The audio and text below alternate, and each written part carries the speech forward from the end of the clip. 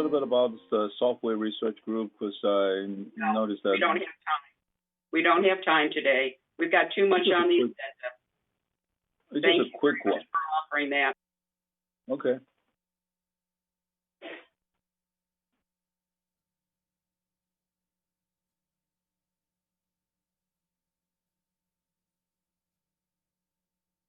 Sue, turn your microphone on. I'm calling the meeting to order of the regular open meeting of the United Laguna Woods Mutual Board of Directors, a California nonprofit mutual benefit corporation. Today is Tuesday, September 8th, and it's a little after 9:30. This is a virtual meeting, and we have a quorum, so we will go on to acknowledge that the TV is on, and we appreciate everything they do for that. May I have a motion to approve the agenda? I make a motion. Cash has made the Second. motion, and John Dre has seconded. Okay, there were two corrections to the agenda. On 12D, it'll say postpone 28, and 13F, it'll say June 11th, 2020, and that will correct the agenda.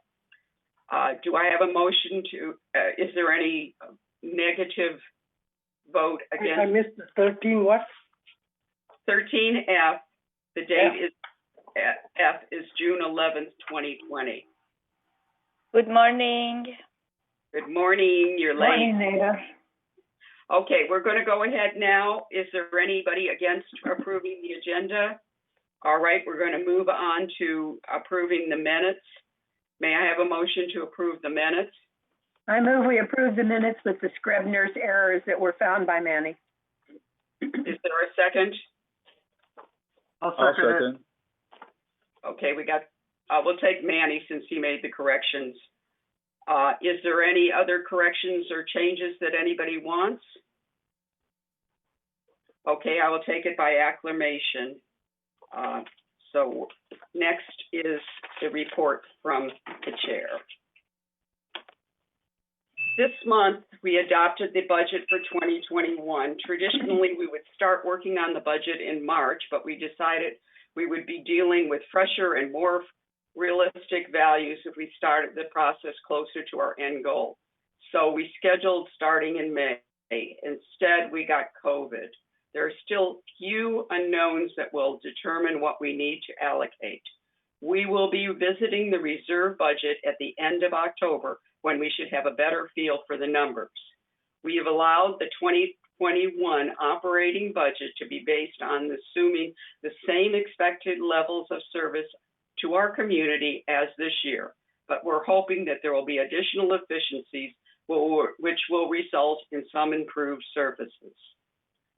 Until 2019, we had a sweet insurance deal, but last year that fell through for 2020, and we had to hustle to find enough companies to make it the insurance level that Third needed.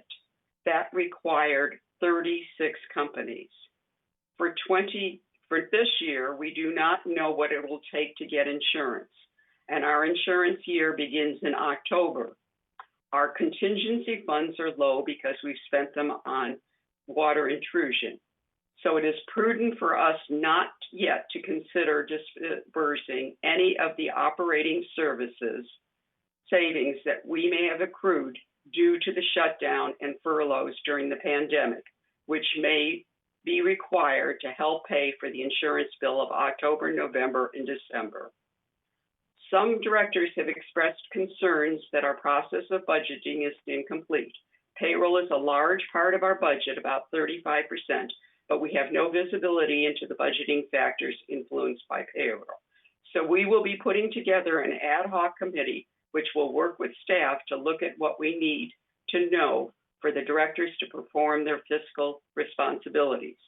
Presumably, this will require additional meetings and dialogues with the staff. At this time, I feel we're doing our duty, holding the base assessment flat, but we have no control over insurance and tax.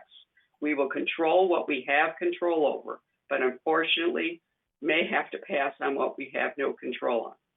We do plan to continue ongoing work of relining sewer lines, replacing electric panels, and looking for plans to remediate water intrusion problems, and hopefully can make progress on efficiency so there will be no increase next year. Finally, on behalf of the United Board, I'd like to highlight the work of one particular staff person who has been assisting the board.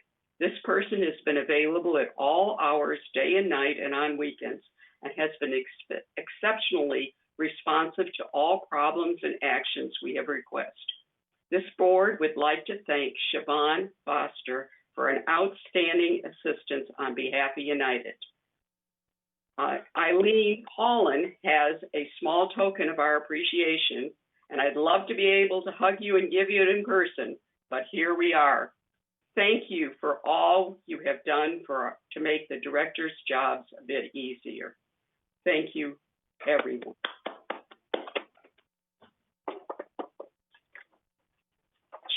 Eileen, I hear that, Siobhan, I hear that Eileen will be in later today, so you can pick up your token. Thank you. All right. Becky, are you online?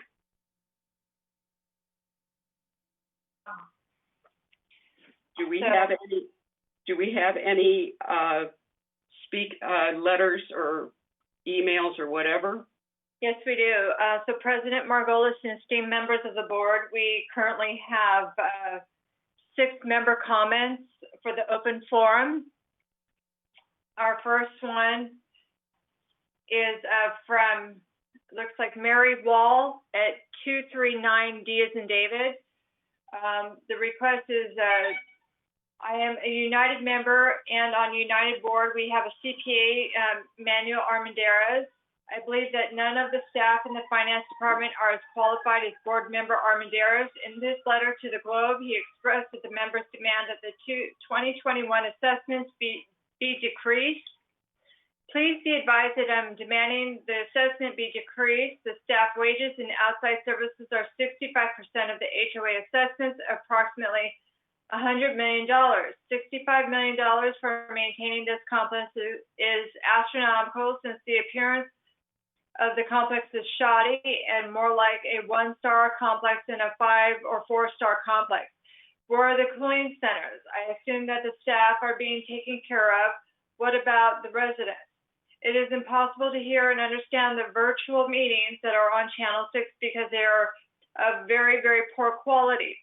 With all that expertise that we supposedly have, we should expect excellent quality virtual meetings. They are disgraceful. Mary Walls, 239 D as in David. Next one is Shirley Weinberg at 884 A as in Apple. Sir, please stop all of this plain politics with our money. I read Mr. Armendariz's letter and completely agree with him. Why don't the people on the board listen to reason and what the figures are? We did not need such an overhaul of the clubhouse, and to use our money this way without asking for votes is not a constitutional way. Why can't we all have a vote in how our money is spent? I agree with Mr. Armendariz when he asked for our assessments to be reduced for 2021. Men were laid off, services curtailed, and yet all is voted for an increase. Please be diligent in our obligations to us, the retirees, who I agree with Mr. Armendariz when he asked for our assessments to reduce. I appreciate your position and urge you to listen to reason. Sincerely, Shirley Weinberg.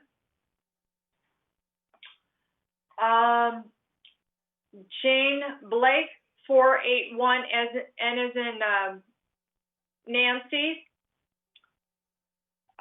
Please elaborate about why it is necessary to increase our assessments in 2021, as we had a large increase this year and many of our facilities were not even available to us to use. The residents feel we are not being treated fairly. Next comment, Janet Lusk, 2156 E as in Edward. I'm requesting consideration at the September 7th meeting for rebate for 2021 due to COVID closures. Next comment, Carol Cooper, 2159, B as in boy. In a day or so, it will be 6 months since the village shutdown. There should have been little or no cost for electric, water, janitorial service, or managers at the clubhouses. It is my understanding that most of the staff has been furloughed. It is also my understanding at the end of June 20th, we had close to $4 million in reserve. We should have had more now. Fees have skyrocketed since I moved here 17 years ago, and I've gone up by leaps and bounds since PCM was fired. I suggest the board lower our fees for 2021 at the very least, perhaps 2022 also. Last member comment. Matt Sedegi, 481O is in Ozark. Why cannot resume meeting in the boardroom? That is all. Thank you. Thank you very much, Jeff. I think we will not respond to these until we go over the budget, since all of them were on the budget. So we'll respond by going through the budget when we do that. Netta, are you ready to give the feedback from last time, please? Sure, sir. Good morning, everybody. The public meeting update from August 11, 2020. 2 residents commented in the open meeting. Resident 663B requested installation of semi-permanent road reflector on corner of walkway from Avenida Sevilla to Building 663B to enhance safety and increase independence for legally blind residents. Project complete and resident is satisfied. Resident 869D recommended reduction in cost of washing machines from 4 quarters to 1 quarter due to quarter shortage. Response, temporary program to distribute coins to residents in need of quarters for laundry service began on Friday, August 7, 2020. Quarters are available for purchase at Clubhouse 3 for United Mutual residents and Clubhouse 5 for Third Mutual residents on Thursday and Friday between the hours of 8 a.m. and noon. Residents are limited to 2 $10 roll of quarters and must pay in exact change paper currency. This temporary program will run until it is no longer needed. It's finished now. Thank you very much. I received an email this morning that Cynthia Rupert is in the hospital and will be unable to attend the meeting, so there will be no VMS update at this time. She had an accident, she fell, and she's been held overnight. So we're on to the CEO report. Good morning, board, and to President Margolis. I have a quick update on COVID-19. If you've been going to the website for Orange County, you could see that there is a new website edition that puts us in stages now that are called colored stages. And in that is from the state of California handed down to the counties. And the requirements is that for each stage, a county must maintain at least a minimum of 2 weeks averages to be in that category. The highest category, which is has the most restrictions, is where Orange County was. The announcement was that Orange County will be moving into the next lower category as of this week. So looking forward to that. That's based primarily on the fact that the increase in cases has been at averaging in the last 7 days at 5%. which is one of the major goals that they have. Obviously, they want to get it lower, but for a long time, the 5% was something that the state was trying to get everybody to maintain that rate, because that rate has a big impact on how fast it is the COVID-19 is spread. So that's good news. In Laguna Woods, the community of Laguna Woods, which we obviously are a significant part of, we're still at 49 cases. We've had 5 deaths in the community of Laguna Woods, not necessarily in the village, but in the community of Laguna Woods. That is held steady as well. So those are good news. As of yesterday, the positive cases received were 113. Probably the more important to that is the testing continues to be pretty robust. Even though that's a low number of received positive cases, that's always usually on Monday, the reporting numbers are down, but they did have over 4,400 tests that were done. So again, good percentage. Hospitalization is at 238, which is holding steady in that area, and actually has gone down just a little bit. And the ICU beds are at 75, which is down below 100, and it's been down below 100 for about a week now. So that's good, because obviously that impacts the ability of all of our hospitals within Orange County to deal with the critical nature of this COVID-19 when it gets into the serious conditions for individuals, and obviously for people that live in the village at our age group, and having additional criteria, having the capacity at the ICU beds is important. So those are trending in the right direction. And as you know, Orange County is starting to look at opening up outside more facilities with regards to indoor activities, which relate to restaurants and hair salons and that activity. And we'll be watching with regards to that and what it means to our process here. I do want to indicate to our residents again that all our community centers are closed. I don't anticipate, because of the necessity of how we would man these community centers moving forward, that we don't anticipate opening them soon. As we adopted we're part of adopting the GRF budget. We indicated, because we anticipated a vaccine to be in place maybe by the end of the year or beginning of the year, that we would have fully operational community centers by March. So that's what we are looking at this point in time.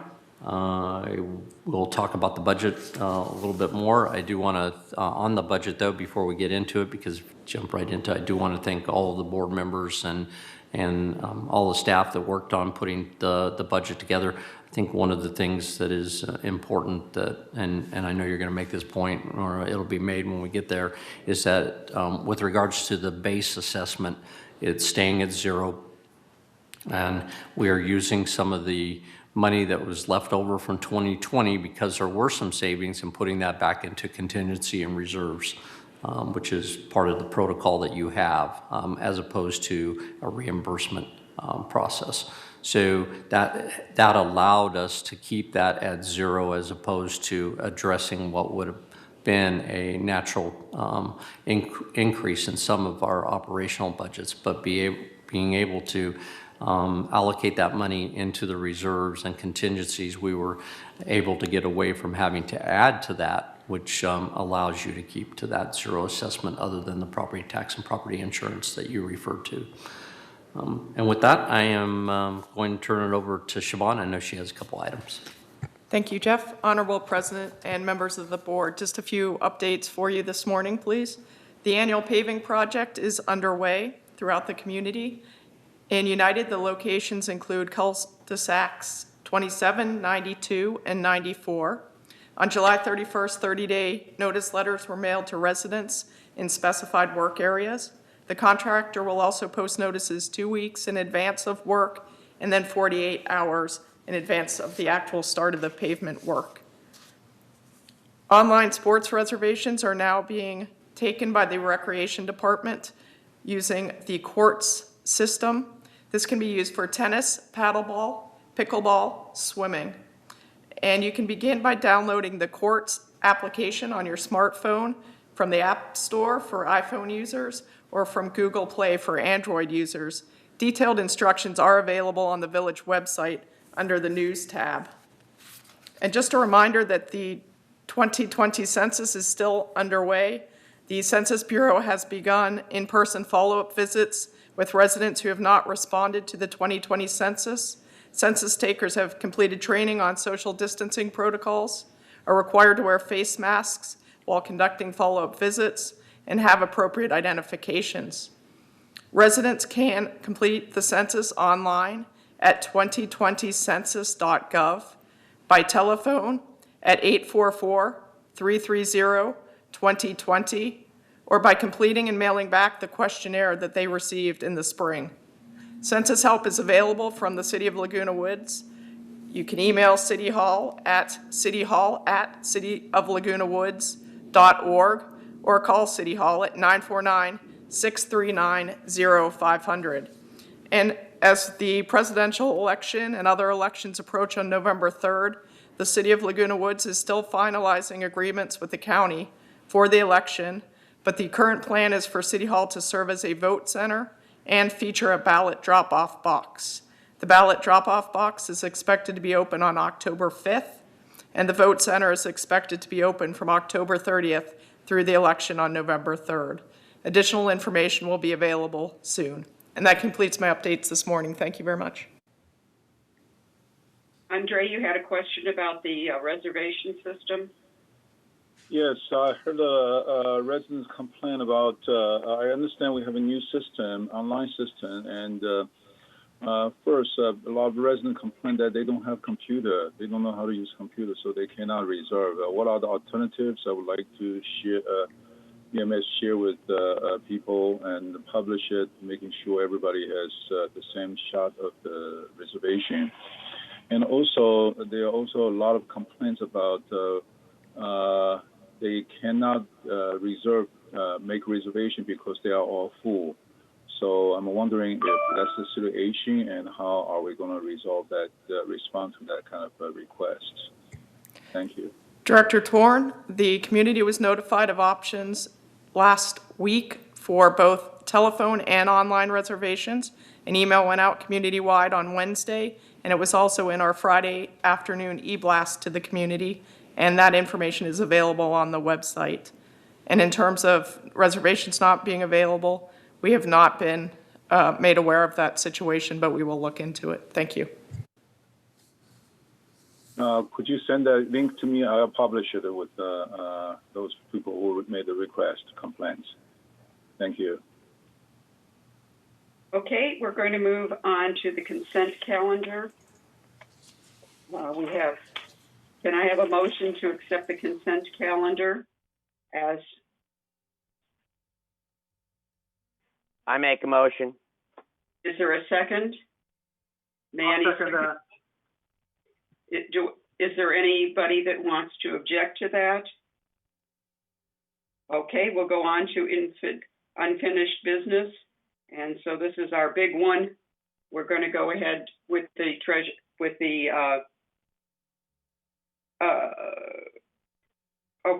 vote on, we're going to let, so consistent with the statutory, Brian has reviewed our checking accounts, and is there anybody that wants to object to taking his review with the quantifies that he can do, the best job he can do with it? Can I have a motion? Thank you, Manny. Is there a second? Andre will second.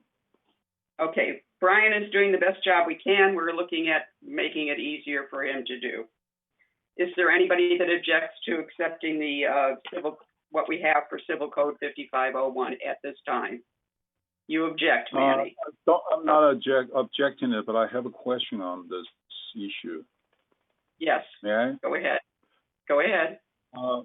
Previously, it was expressed to the board that it cannot be done with the system. Now that we're saying that, can they be done with the system, or what has changed?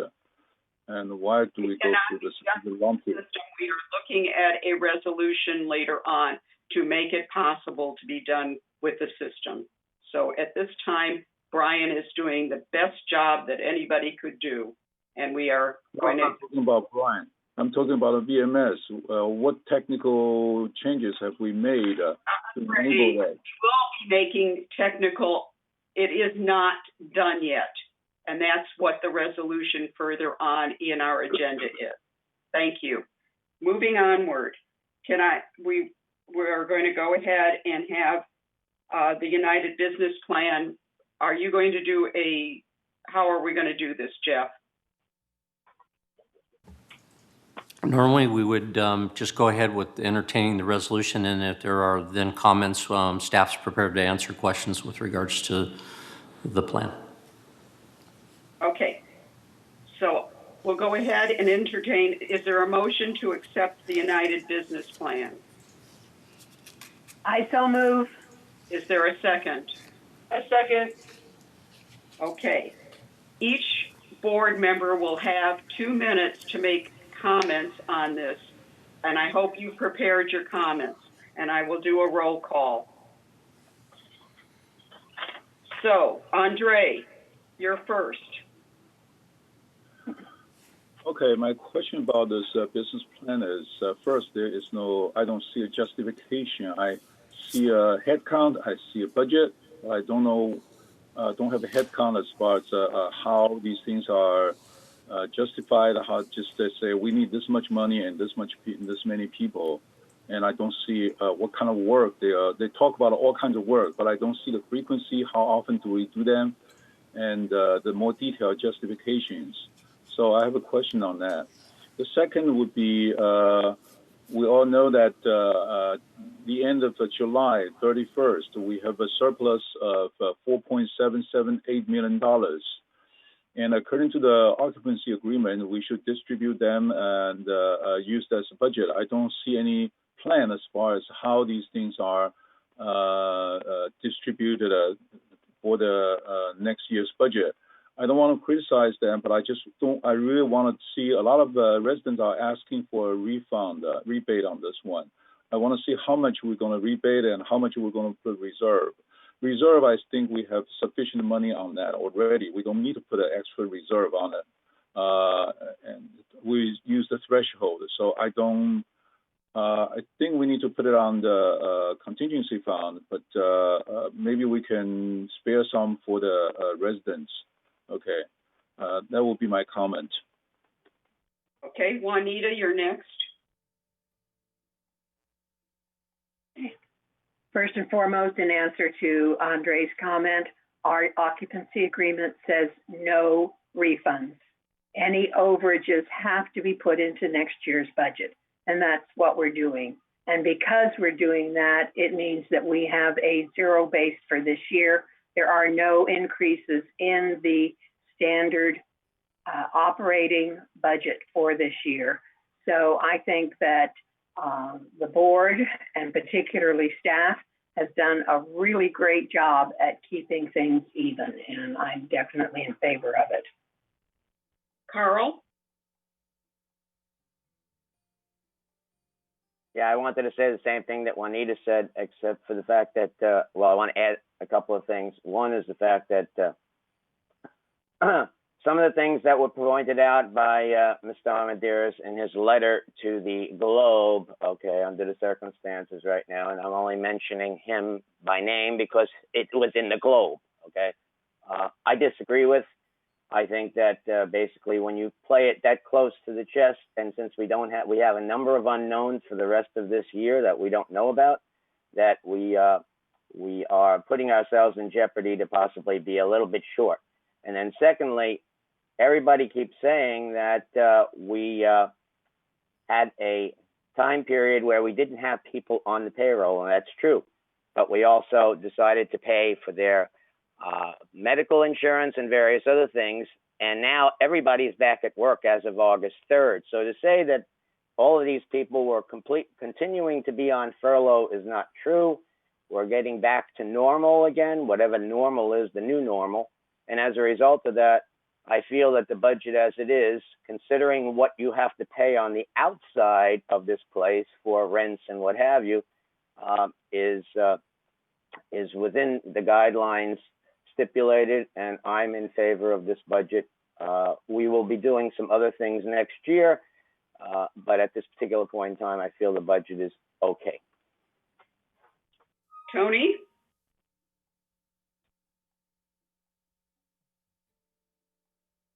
Can you hear me? Yes, we can. All right. Well, basically, the only comment I have from my business, the maritime business, I don't like messing with reserves. We have 33 companies in 72, and when I retired in 2009, we only had 3. And when we bought out some of those companies, we found out that they got into the habit of dipping into their reserves. So I'm going to go along with the recommendation of staff. Thank you. Brian? Yes, I will support the resolution, believing that the perfect is the enemy of the good. This is a flat budget, and I know that's what I told residents I would work towards. I do have a concern. I've been looking line by line in the reserve budget, and there are items in there that I really think we should be taking a finer pencil with, sharper pencil, if you will. For example, around the energy consultant. We're asking for money for that energy consultant, but then this year we zeroed out that contract. So, it seems to me like we should have zeroed it out in the reserve budget too. So moving forward, I'd like to see that carry through, where we don't ask for money that we're not intending to use. But I will vote in favor of the budget because it is flat. Thank you. Thank you. Reza?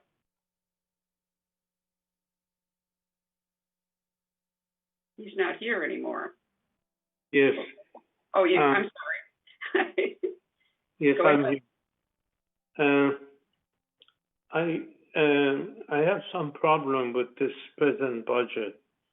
One thing was that the compensation of senior staff, which I asked, is not shown clearly. The other thing was that the expenses compared with last year has been changed from one category to another, which makes it very difficult to read. So I'm going to disapprove it. Bye. Manuel? Thank you, Sue. I guess I'll start with a positive, and I have to admit that VMS tried really hard to bring down the budget. However, regardless of what other directors think, the numbers prove themselves out, and that there are certain expenses that are just out of control. Brian mentioned one of them, energy consultant. Another one is legal fees. Our budget last year was $350,000. Same thing again this year. And VMS justifies it because they are now charging us for legal fees that they're incurring, having to do with, well, I can't mention the matter, but an area that really they should have better control over. And our total community here has legal fees in excess of $1 million, $1 million, $2 million. It's really out of control. And then as far as the overall budget, even though they've come in at a much more reasonable level than they have in prior years, they've still got increases in here. It's flat. And the amount of savings they've had to date has been primarily in reserve expenditures.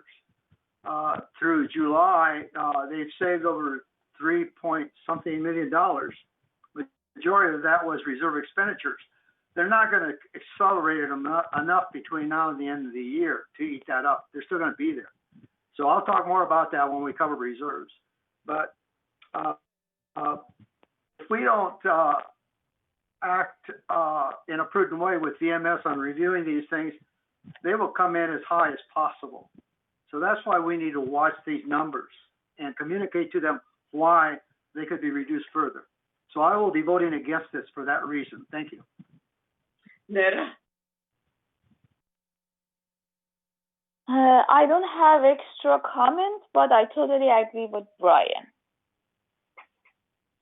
Elsie?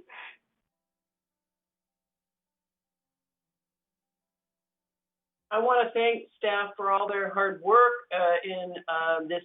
We had a shortened budget period, and I know United in particular made a lot of extra demands. I mean, they may have been justified. That's not the point. The point is you rose to the occasion, and I personally really appreciate it, and I do support this version of the budget. Cash?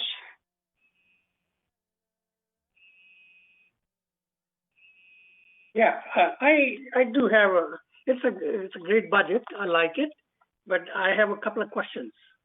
We have left the assessments to be the same, and we are talking about withdrawing 14,800,000 out of the reserve fund. I was wondering how much of that is really offsetting to hold our budget, our monthly assessments down.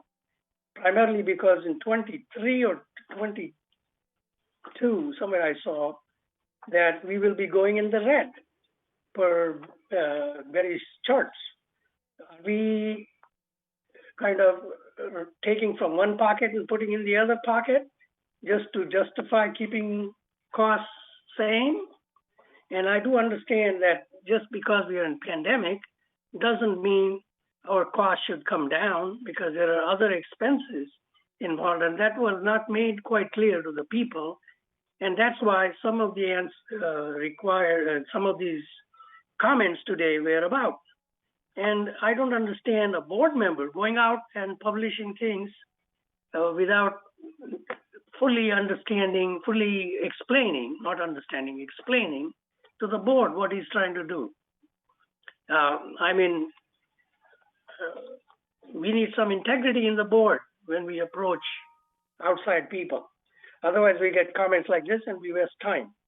We are spending $14,800,000, which comes to $195 per month.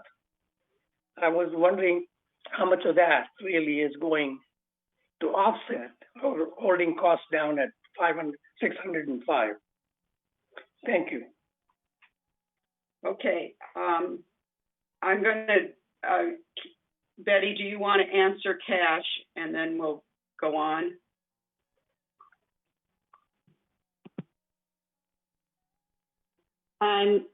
Sue, I'm taking note of the questions. Do you want me to take them one at a time or jump in now? Okay. Well, we've got the vote now. We've got, there are 3 no's and the rest are yeses. Okay. And so it passed. So go ahead and take the answer what we. Okay. So regarding the detail of the budgets, we have been issuing what we call almanacs for both landscape and maintenance. And so there's very detailed service level information for the majority of your budget, the landscape and maintenance portions, where it describes each budgetary line item, whether operating or reserves, and what the service level is. It does not include mathematical formulas. And I think that's Andre's frustration, is we don't have the math behind it on the distribution, but certainly the assumptions that are used to create the budgets are there from a service level perspective. Also, the energy consultant, I just wanted to point out that there's a slight difference. Because you have a consultant preparing your reserves plan, the consultant is looking at information based on your past expenditures and the age of your assets and what's anticipated in the future. So the reserve study does have a projected expenditure for the energy consultant, but it's not in your reserve expenditures plan. So your next resolution, when you approve plant reserve expenditures, there's no money in 2021 that you're authorizing for an energy consultant. So a really important difference between a reserve, which is a forecast and a mathematical tool for you to determine how much money to put in reserve, as opposed to the authorization to spend. So the resolution will not include any authorization to spend money on energy consultant. That would come back to you with as a supplemental appropriation during the year, if needed. Legal fees, yes, all three boards are sharing equally for VMS legal fees as appropriate, since VMS operates under a no-fee contract. VMS doesn't have revenues, and so their expenses have to be covered. And many of their expenses are covered by GRF, but legal fees, it was determined that it's benefiting all three corporations equally for employment issues. And regarding the surplus, most of the surplus has occurred in reserves. Your employees that were furloughed back in mid-March and through April and May, especially in maintenance, that created a savings in reserves. And we've treated that, instead of writing individual checks to the members, which I know is appealing to get a $100 check in the mail, that money is left in reserve because that work will need to be done. You still have to replace your water heaters and your roofs and so forth. So the furloughs during COVID didn't change the work that's needed to be done. And whether it's done this year or next year or the year after, those assets require money for repair or replacement. And so that money just stays in reserve. And so the benefit you have from not spending everything you anticipated this year, we included that in your year-end projection. And so we were able to avoid the $5 increase in reserves by using that surplus from this year. And so that is a return to members, if you will, by avoiding a cost increase there and by making sure that money is still there and available when that work is performed. The operating surplus that you have from the furloughs has been treated, and as Jeff mentioned, the you have used in the past and we recommended was to transfer that money to reserve and to contingency. And so we transferred a portion of it to your reserve fund and the rest of it to contingency. And what will happen, because we didn't want to be overly conservative on the projection, we only projected a surplus of $700,000 in operating surplus. Of course, you have much more than that in reserves. And so anything more than the $700,000, we will be sure to move that to your contingency fund through your approval, of course. But it won't happen now in tandem with the budget process. But at the end of the year, when we have the results and we have the audit, any remaining operating surplus, we will propose to you to transfer that to contingency, because I know that's part of the way you want to build up those contingency funds. And did I miss the last one? Was there one more? There was caches about going into the red in year 23. Year 23. 2023 going into the red. Oh, on the reserve study? Yes, page 61. Yeah, that's a tool that's unique to the reserve specialist, and they're doing a forecast, and it's really just providing a financial tool for you to make management decisions.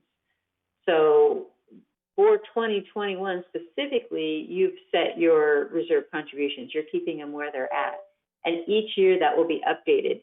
And if you want to see more money go into reserves so that you don't hit the red, that's fine. The red doesn't cause any action. It doesn't have any negative impact on you. It's just a warning to you, a visual way for you to see, oh, our reserves are getting low.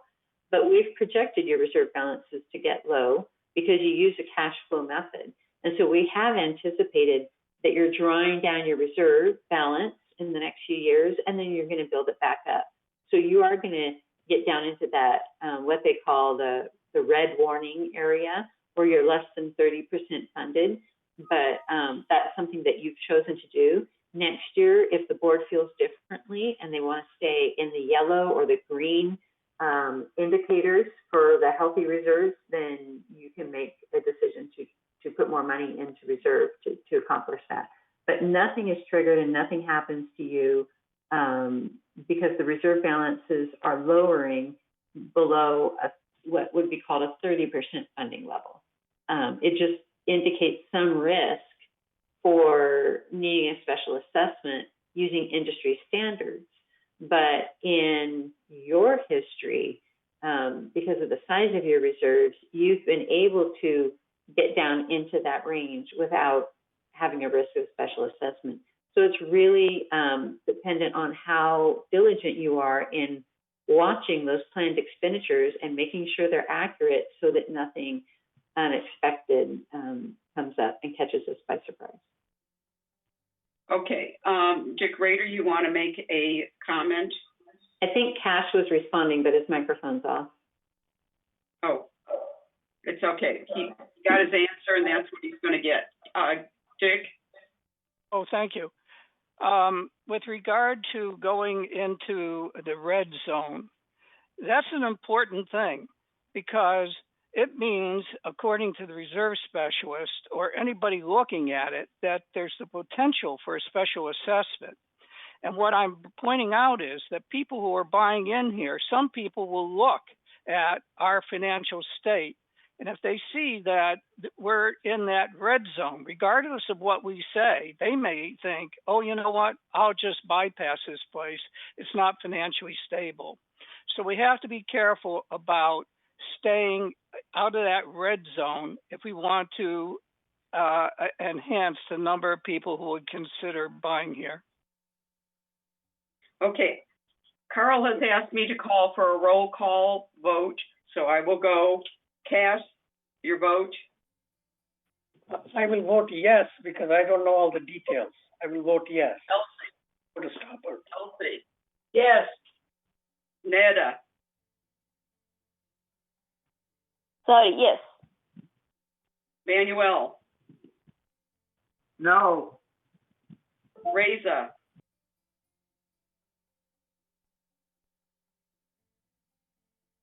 No. Brian?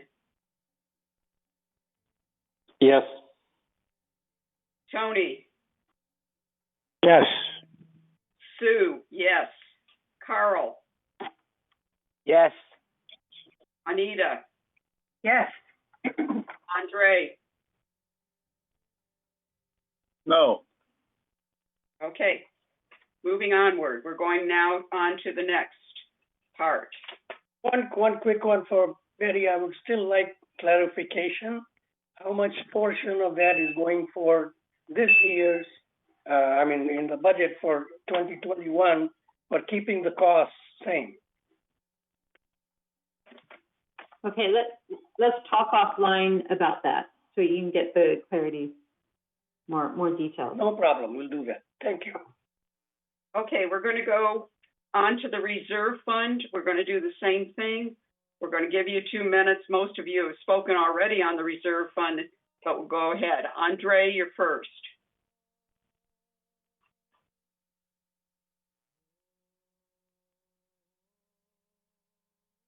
Andre? Oh, let me be the last one. I'm still looking at it.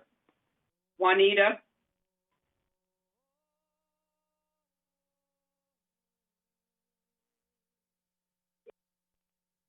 Sorry, I lost my microphone for a minute.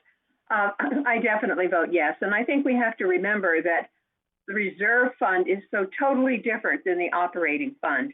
The reserve fund is money that we put to do things in the future, to do things that we have decided that we want to do. We have a fund, a plan to do it over the years. And if we start pulling from that reserve fund, that means that we can't. So again, answer to Cash's question, if we start pulling things from the reserve fund that are not documented in the reserve plan, we're going to end up being sorry. We can't do it just because we want to pull money out and use it somewhere else. It's there for a reason. So I vote yes. Carl? For many of the reasons that Juanita indicated, I will vote yes for this reserve fund. Tony,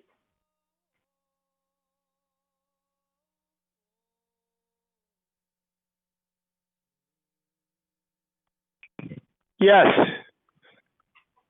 Brian,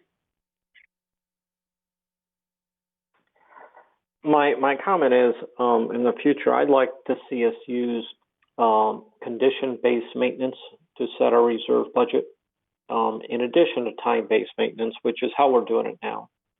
So if you look at condition-based maintenance, we might actually be in better shape than people would believe, because the current reserve budget, reserve plan was all based upon time-based maintenance.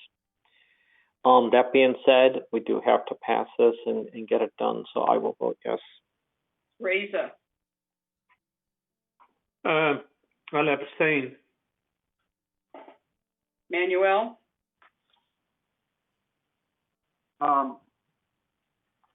Couple of quick comments. First of all, there's been some reference to my article and some concern about the reserves balances.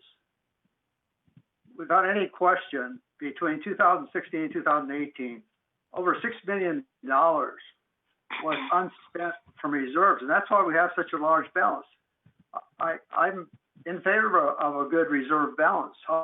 However, when you continue to collect excess amounts, you need to give the members some kind of relief from those high assessments. Also, we have insurance this year, and all I was proposing was, like Betty said, the majority of our savings so far this year have been reductions in reserve expenditures.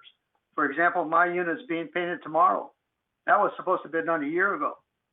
You're not going to catch up right away. It's going to take a while.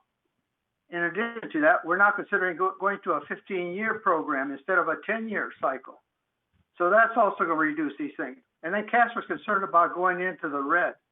That's because in the future years, you've got expenditures forecast at $17, $18 million, whereas in the past, up until this year, it's gone up to $13 million. We've been in the $10, $11 million range. We haven't even used all those funds. I mean, like I said, those 3 years, we had over $6 million. This year alone, it's close to $3 million of reserve funds. So all I was proposing was to reduce the assessment amount, because we have plenty of reserve funds available to cover expenses that we might have. And as Juanita said, we can't refund to the members any accumulated operating or accumulated reserve funds. That doesn't mean we can't give them some kind of a break by lowering the assessment, which accomplishes the same thing. So there's plenty of reasons not to approve this. And I'm hoping we do take another look at this once we know the insurance amount. So my vote is no. Netta, Yes. Elsie, Yes. Cash, I vote yes, but I would like explanation when I get to talk to Betty on page 35. Okay, thank you. My vote is yes. I have some response on Cash's question, okay, and the Dick Rader's question about getting into the red zone, okay. This number is too big, and sometimes people don't understand what reserve is about. Let me give you an example. If I reserve, let's say $5,000 for my own house maintenance before I move in, I put $5,000 in there, and I gradually increase as inflation increases. Okay, does that mean I have to have it above $5,000 every year? I have to have it above $5,000? I don't think so. The $5,000 is just to estimate how much money I will spend on these expenses. Some years I may have more, so I may drop down my $5,000 reserve to about $3,000. But I know that next year I won't have that much expense, so it will fill back up, right? And there's some years I will have over $5,000, like $8,000. because I know next year I may have some expense. So that $5,000 is just average. It will be going up and down. There's no need to make sure that because it's in the red zone where I am in trouble. Okay, it just gives us a guideline as far as how things are going, and if it's above or below a little bit, but I know I did all the work and there will be less work next year, that is fine. So looking at the reserve, about page 61 of agenda item 11-102, 61 of 62. I'm looking at this number. We are in the red zone. Yeah, 2023 and 2026. They will be in the red zone. That's acceptable. I would see that acceptable. 20%. 5,000, 20% is about maybe $10,000, maybe $1,000. So it's no big deal there. All right. But as I'm looking at it, sometimes I'm putting 100% in there. That means my house is, let's say, $2 million. I'm trying to put $2 million in the reserve fund for nothing. I'm not using that as investment. I'm not using that as maintenance. Why do I have to put in $100,000, $2 million in that reserve fund? I need to put on $5,000 or. Andre, your time is up. Thank you very much. Okay. What is your vote? No. Okay, thank you. We've got too much business today to go on. All right, we have 2 no votes and 1 abstention. Moving on now, we are on to new business. So, Andre, would you entertain the motion for the financial qualifications? Yes, we brought it up last meeting about financial qualifications using retirement fund asset as can be classified as their income. And however, during the last time, we missed some statement that these retirement fund can only be used, the account can only be used either as income or asset. Now, one question was, so what if there's extra money, say a couple $1 million in the account? Can we split them partially, some of them as income, some of as asset? So the decision was we can split that account into 2 accounts, whether it's IRA or some. I'm sure the bank can handle that. You can do them the same way. So some of them can be used, one account can be used as income, the other account can be used as asset. There will be no commingle of one account used both as income and asset. So that's our changes. And I hope that will satisfy all the needs. I appreciate people bring up the issue, and somehow we missed that point during the last meeting. So that would be, so I moved to for the resolution to be approved. Thank you. Is there a second? I'll second that. Okay, any more discussion? I have a question. Sure. Whatever is reported on 1040 as a stream of income should be considered as income for qualifying purpose. This amendment, therefore, is not necessary. We are putting words, for example, capital gains or other one-time income and rental property income not to be included. And it's a clear cut. Then income is income, a stream. Why do we need to make a resolution and a recommendation and all that stuff here? I don't understand. Thank you. May I answer that question? That's not a change. That was in the original statement, resolution. We can bring it. You can bring it up to the governing document review committee, and we can talk about that. Okay, but that's already that we didn't change at all. The only change is the retirement asset account can be used as income. Okay, for the whole account.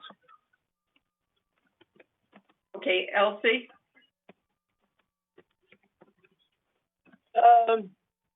Yeah, what Andre's talking about is a formula, I know, or similar to the one they're using in third, where you take an asset and then there's some actuarial formula that you apply to it and say, okay, this money is sitting there and it's $1 million, but if we chop it up, that for this number of years, it comes out to the equivalent of, you know, $10,000 a year, $20,000 a year in income. And then we're supposed to, he's proposing that we accept that to fulfill the income requirement, which incidentally is still pretty low. It's only like $40,000. So I'm against this change because that's pretend money. That isn't a real income stream. That's an asset. And it's also a liquid asset and accessible, or it wouldn't be considered for our purposes at all. For instance, a chalet in Switzerland's not considered an asset for these, but for our purposes, 401k, et cetera. And that's what Andre's talking about. But the problem is nothing is keeping the person who is now qualified with pretend income to divest himself of that asset, to give it away, to spend it on something, to lose it in the stock market. There's any number of ways that he can lose that money, you know, within the, anyway, any number of ways he can lose that money or give it away or use it for other purposes. And then we're stuck with somebody who has no income stream. So I think if they were serious about it, they could buy an annuity from many insurance companies. There's a lot of people selling annuities, and that would provide a steady income stream. And like Cash said, it would appear on either a 1099-R or a 1099, a W-2, whatever. And that, so I'm going to vote against this completely because I think it's fiduciarily unsound. Thank you. Carl? May I respond to that question? No, you may not respond. If anybody's going to respond, it's Pamela. So my thoughts on this are completely different than Elsie's. I put money in my 401k over the years, and that's because I knew that my Social Security wasn't going to give me enough to live on, okay? And as a result of that, I put it into an IRA after that, and I have somebody managing that for me. And each month, he gives me a stipend from that particular account. So that's my money, okay? And that money comes out of my fake, if you will, savings, okay? Because it's coming out of my IRA, and I get a monthly allowance from the IRA. And all they're saying right now is they're getting a monthly allowance. Now, I can tell my finance guy tomorrow that I want to liquidate everything and decide to buy Apple stock or something, okay? But, you know, that's the basis I came into this. Or I came into this neighborhood, into this Laguna Woods Village with, based on the fact that I had money in my 401k, which is now in my IRA, and it's being managed by somebody. So, I mean, that's what most people, I think most people have that. That's what they're living off of, okay? And if they're not living off of it. To you, Carl. That wasn't you. You came in and had a certain. Okay, but the thing right now is, okay, I can tell that guy tomorrow to stop those distributions and liquidate everything. It's up to me. That is true. But the thing right now is that's what most people come into this community with, their IRA, their money, and whether they actually taking money out of themselves or they got somebody managing it. So under the circumstances, what else do people have? They're not working for a living. So under the circumstances, I will vote for this. Cash, you have a question?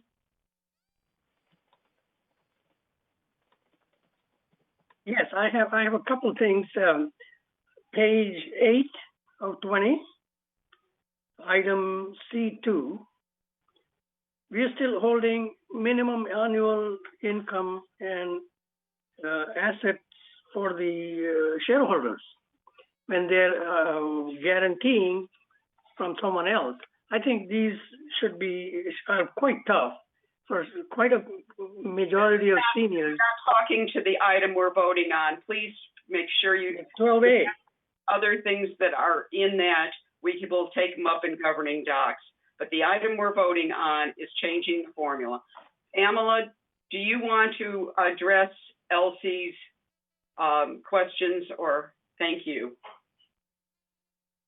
I would just say that this is an effort to increase the pool of buyers for people who have accumulated wealth and are not taking it as income. It's sitting in a savings account, if you will, for that rainy day. If the rainy day is making a purchase in United Mutual and using a formula that will drive that income, that does not compromise your existing standards of someone's $40,000 a year annual income. And again, that's the minimum income. And if you look further on page 7 of 20, where the actual change is documented, item B3, you'll see that the attributable income is the greater of mandatory annual distributions for the retirement account or this formula.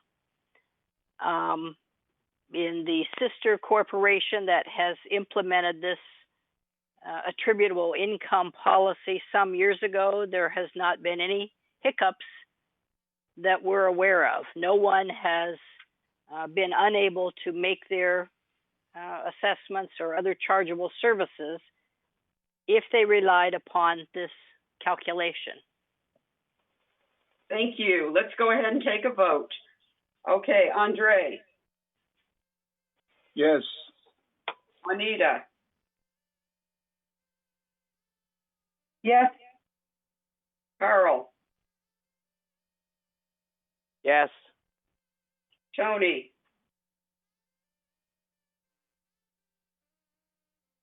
No. Ryan. Yes. Reza. Yes.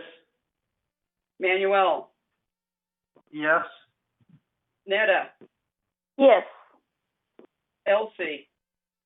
No. Cash. Yes. Okay, there are 2 no's and the rest are yes, so it's 9-2. Moving on. Brian, would you introduce the motion to approve separate reserve accounts? Thank you. This is agenda item 12B. Entertain a motion to approve a separate reserve checking account for United Woods Mutual. There is a staff report, and when we discussed this in the finance meeting, we asked that the staff present the report.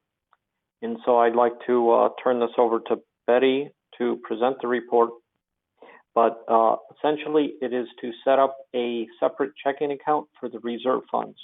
So we would have 2 checking accounts, one for reserve and one for the operating budget. Thank you, we Betty. postponed it till 28th or something, some other day. There's a report here in their staff report. It came out in a separate email. It was not in the packet. And I thought it would be fair to give Betty, I think it's Betty, to lay this out for us so that we make an informed decision. Please go ahead, Betty. Okay, I'm going to make some introductory comments and then turn it over to Steve Hermuth, our controller, to present the report. But just a little background here. I wanted to mention that this is a topic that has been discussed for many, many years, at least 12. And the boards have had different opinions about whether there should be a separate bank account for reserves. Staff has stood on precedent that a decision was made some years ago that a separate accounting was sufficient, and so we have not opened a separate bank account because we've not been directed to do so by the board. So this is further along. than any other board has come before. And if it is your desire to have a separate bank account, we will. And I just wanted to mention something for Andre's earlier comment. In member comments, he asked what has changed in the system that allows that. We presented a staff report last year on the same topic, and nothing said it couldn't be done. One of the options was to open a separate bank account, but another option was to do a programming change in AX and be able to identify separately in accounts payable and cash the segregation between reserve and operating funds. And the board chose to go that direction instead of opening a separate bank account. So nothing has changed in the system. We pursued the option that the board directed at that time. And now you're revisiting the idea of having a separate bank account. And so I'll turn it over to Steve to go over the report. Just a second, Steve. Who is caller number 5, please? Caller number 5, please identify yourself. President Margolis, I do believe that is Steve Hormuth. Oh, okay. All right, go ahead, Steve, then. Okay, can you hear me? Yeah, you are caller 5. Yes. Thank you very much. So good morning, everybody. So as Betty already gave the background, I'm going to walk you through some of the pros and cons that we've listed on the staff report. So currently we've identified 2 pros, starting with number 1, directors and residents requesting financial documents will now be able to view monthly bank statements from a financial institution listing all the incoming and outgoing monies specific to the operating or reserve fund. So I'd like to note before I proceed that information with regards to incoming and outgoing money specific to the operating and reserve fund has always been available, but within management reports. So if you proceed with having a separate account, you'll be able to see that same information on a bank statement directly from the bank. Number 2 is the Section 5500 compliance will be met to the letter for those with the view that a separate bank account is required. In terms of the cons, so less cash will be held in income-producing investments as increased cash minimums will be necessary for day-to-day disbursements in each account. So this could be just a transitional period item, or it could continue for an extended period of time. We'll see once the account is opened if that's the direction we take. There will, of course, be wire transfers and resulting bank fees that come with having 2 different accounts. Additional bid-less transfers may be required to ensure sufficient funds are available for the disbursements coming out of both the operating and reserve bank account. Number 3, additional staff time will be required to separate assessments from cash receipts by fund type. Payments that are not matching the monthly assessments, which do occur, will require individual attention and judgment for fund application. And then additional programming in Dynamics AX will be needed to create a report that separates operating and reserve fund invoices and vouchers before the checks are run. Specifically, when it comes to creating a batch for an AP check run, we'll need some internal programming to generate that and give AP that flexibility. Number 5, additional staff time will be necessary to separately run each type of check by reserve or operating. And then lastly, additional checks will be necessary to be written for vendors that currently receive operating and the reserve fund payments all in one check. So if they're going to now be coming out of 2 different checking accounts, obviously there will be more checks written. And then from a financial impact of all this, the staff time that's going to be necessary to do this additional work, it won't be, the current staff will be able to absorb this work. So especially if it's just for one reserve account. The potential change would be the dollar amount that's required to have in the reserve account, and that will no longer be able to be invested in your long-term investments. So when I did an estimate, I'm guessing that we'll probably need about $1.5 million within this reserve account to kind of get through the ebbs and flows of your monthly activities. And using their rate of about 4%, which is what the investments have been earning year to date, that would approximately be about $61,000 of annual income that would be missed out on. And that concludes my report. Okay, we'll go for a discussion now. Manny has a comment. Thank you, sir. I want to clarify a few things because they went back in history to what we thought we were going to get a year ago. And at that point in time, when we authorized the expenditure of $25,000 to change some of the software, what was represented to us was that that was going to give us the same information that a separate bank account would give us. And that's not what we got. All we got out of that was being able to prepare a report on reserve expenditures in advance of releasing those checks. We got nothing as far as a separate accounting. And this is a common misconception. If you're not a detailed accountant that works with all these things, you don't realize that a separate accounting means that you would know what the beginning balance is by separate account. You would know every transaction, whether it's a receipt or a disbursement or whatever, separately accounted for. You would know the ending balance, and then you'd be able to do a separate bank reconciliation. And as far as the additional costs, that's a separate topic, I realize, but I don't think we're managing money as well as we should. I don't think we have good enough banking relationship. We incur bank fees that we shouldn't incur. But getting back to the separate account, the separate account will bring us in compliance with Civil Code 5500 and 5510. We haven't been in compliance with 5510 for over 12 years. This is its inception until we started doing that in June. And we are getting some valuable information from that. Information that is showing us that our procedures need improvement, that our financial controls need improvement. So as far as the additional work, I'm glad to hear that Steve mentioned that the current staff can absorb the additional work. Yes, there's going to be some additional work, but not that much more. Whether you cut one check to a vendor or two checks because of two different types of expenditures, that's no big deal. Same thing with any of these reports. That'll just be standard accounting. So a separate bank account at this point in time is the only way to go. Thank you. Thank you. Okay, Andre. I think cash is in front of me. Okay, thank you, Sue. This is Cass. I think I agree with Manny 100%. Why have chances of, complications, commingling, whatever you might call it? Let's have a separate account. Makes sense. Make two accounts. Not much of work. Thank you. Andre. Okay, my question is about there's definitely confusion as far as what's being said and what we were voting for.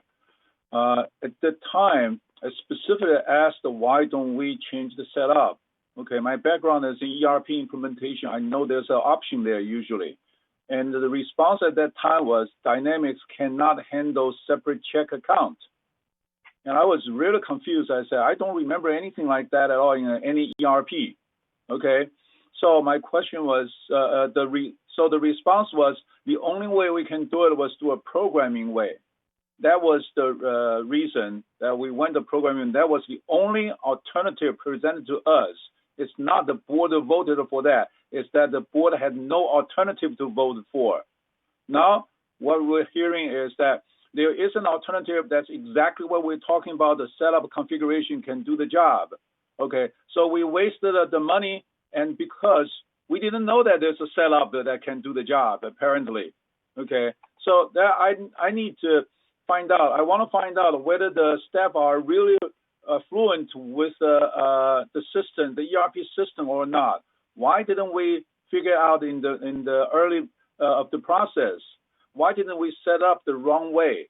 And that now we're saying that it cannot be done, and we have to do a programming way. How much time we wasted on this one, the board time, the staff's time, and the programmer's cost. That is a very dangerous waste that we need to look into, and the staff needs to really show their expertise in their understanding of the system they are dealing with. So that's my comment. Okay, I agree with that, what we'll propose here. But my question is, we could solve this problem a year or so ago, and Okay, your way time back is up, then. Andre, your time is up. Thank you. And Sue, if I can just offer, Andre, I'll send you the staff report that the Finance Committee and Board reviewed last year to remind you of what the options were. Okay, Carl, Brian, you needed to make that into a motion. Would you go ahead and move that we accept this report? Yes, I would like to make a motion to accept this report, this recommendation. I'll second. And Manny seconds it. Carl, do you have a question or anything? Yes, I do. I just wanted to add just one little tidbit. If we do decide to go, if this gets voted in and we decide to go with a separate checking account, we may want to relook at the fact of what bank we currently use, because it seems that we may have better banking available to us through another bank, and as a result of that, our costs may get actually lowered with our association with them. But that's all I wanted to say. Okay, we're going to take the. And Carl, just so you know, we periodically review the bank fees at GRA Finance, so I can put that on an upcoming agenda if you want to revisit that. Okay. That's Brian's. It's on United Finance. Brian's the one that would have to address that. I would say yes. Okay, let's go ahead and take a vote. President Margolis. Brian. Yes. I apologize. We do have a member comment on this item. Oh, I'm sorry. You're correct. Thank you. I saw that about 20 chats before. Go ahead. Thank you so much. We have a member comment from John Beckett at 364Q. It says, I'm writing to thank the directors who serve on the United Board. This is the first time a board has considered the issue of separate bank accounts. He writes, your members want to know what is the balance of our reserve account. You have the power to give us that information. Thank you for considering this motion. Okay, here we go. Brian. Yes. Reza. Yes. Manuel. Yes. Netta. Yes. Elsie. No. Cash. Yes, for two accounts. Andre. Yes.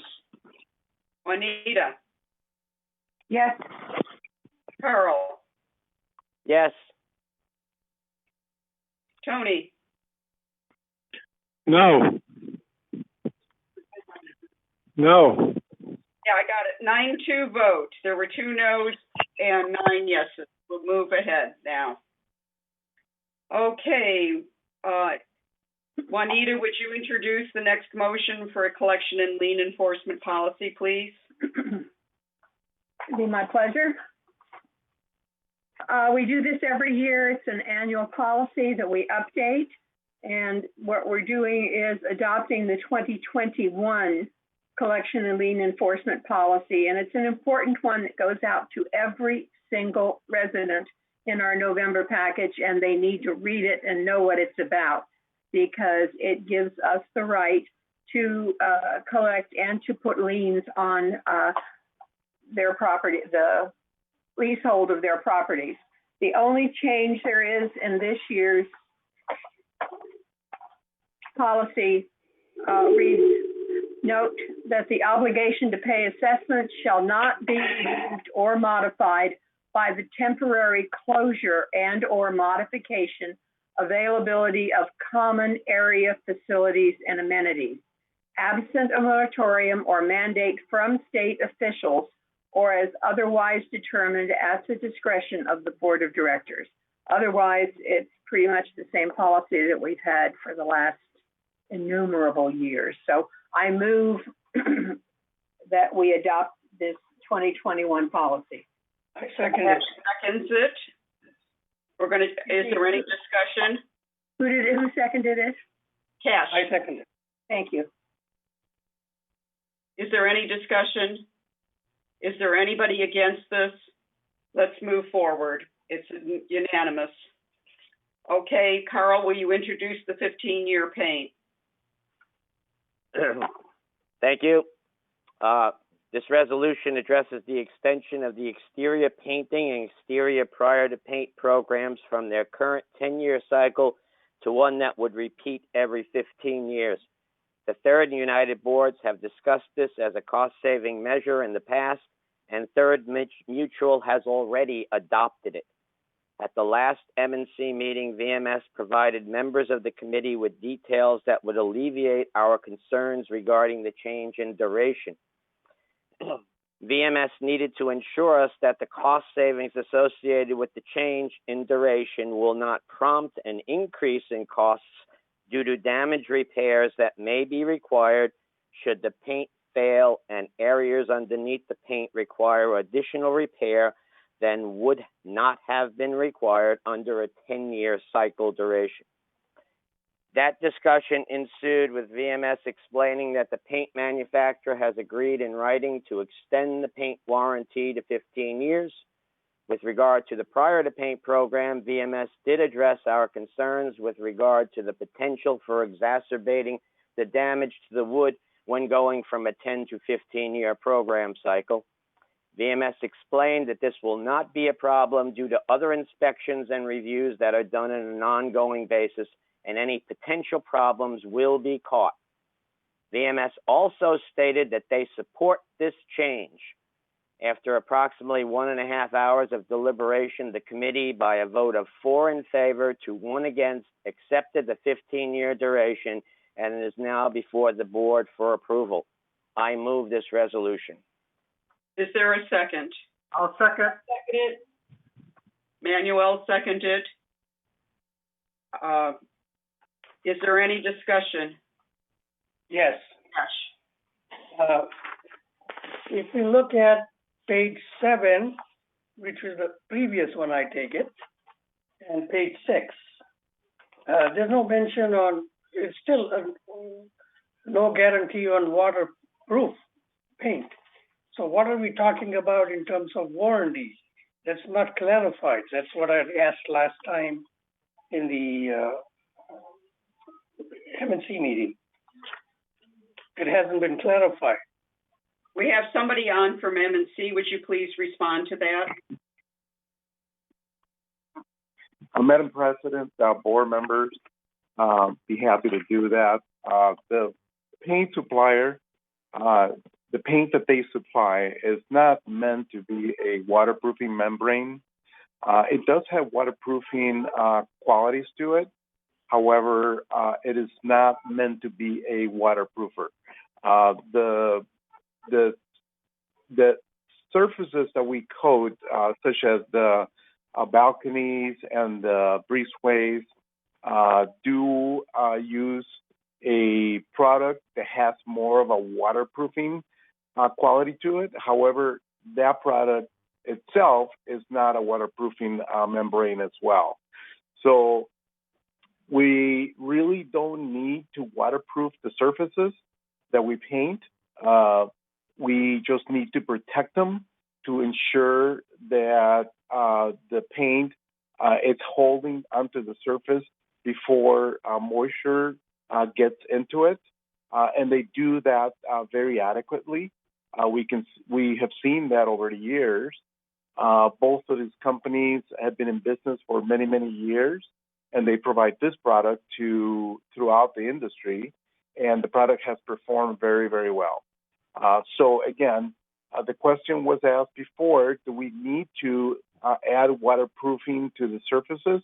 And the answer is no, we really don't need to. They're not holding water for an extended period of time. They're just repelling water, which is exactly what you want.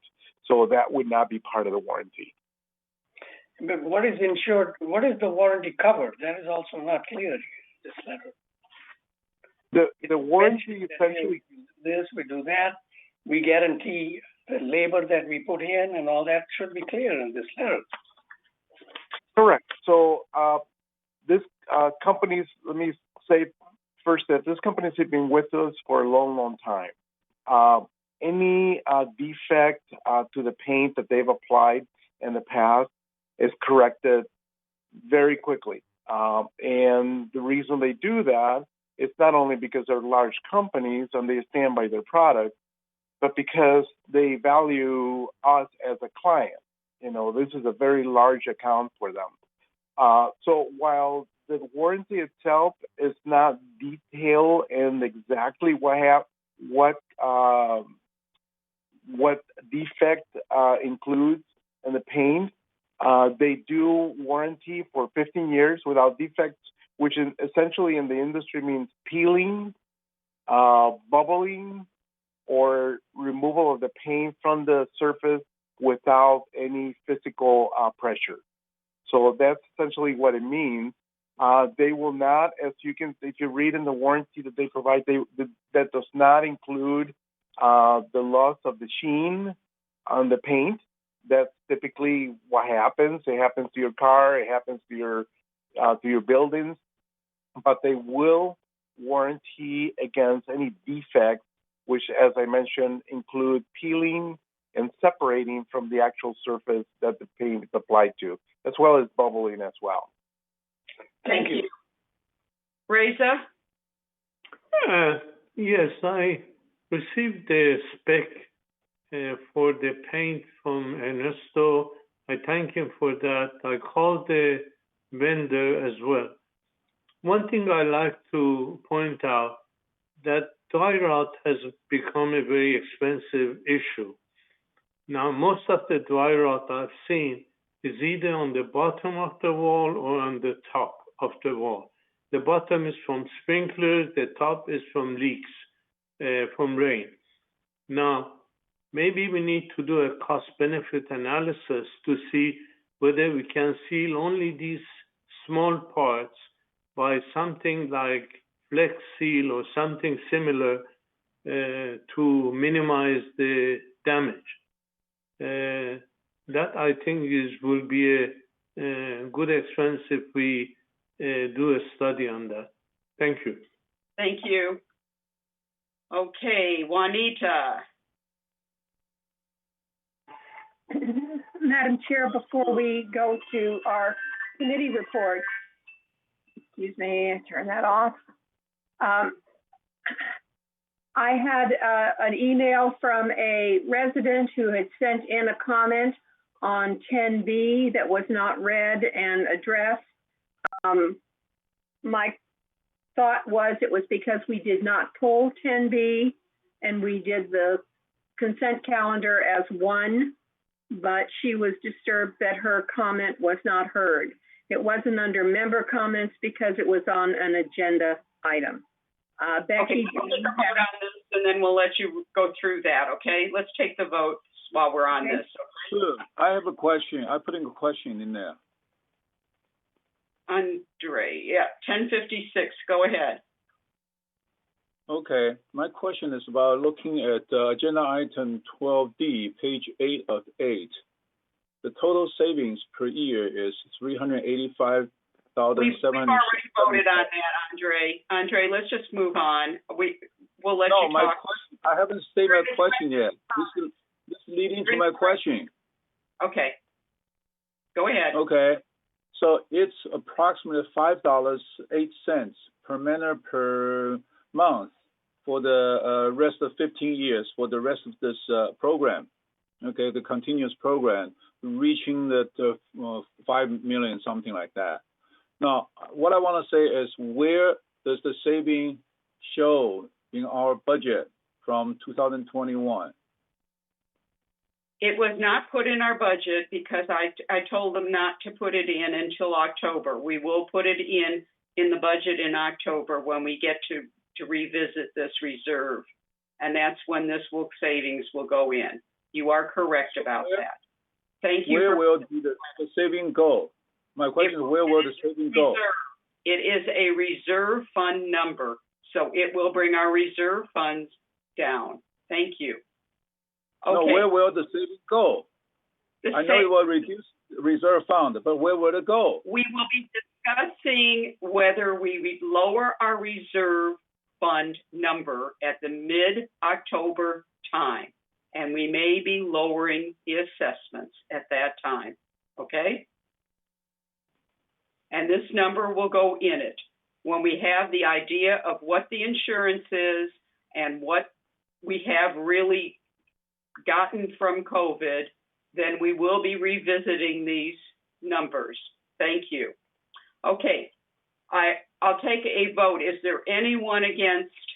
Just chime in if you're against the pay. Let's not do a roll call. Anybody against? I'm against it. Tony Liberatore, I'm against it. Yep, I got it, Tony. Anybody else? Okay, so it's 10-1 vote. Yeah, I'm against it. I'm against it too, Sue. I'm sorry. Just because of just because of the dry rot issue. Okay, I have no problem with that. Okay, 9-2. We're moving on now. Juanita, would you please give us the 10B letter, please? Becky, you should have it. It came into to you on email. So the member comments for 12B? 10B. 10B.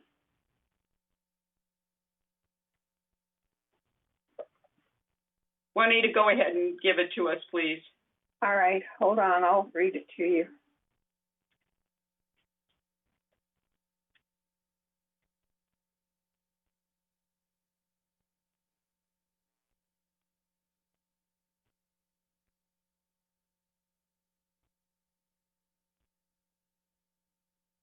Okay, why don't you pull that up and we'll do the treasurer's report while you have a chance to pull it up. Go ahead, Brian.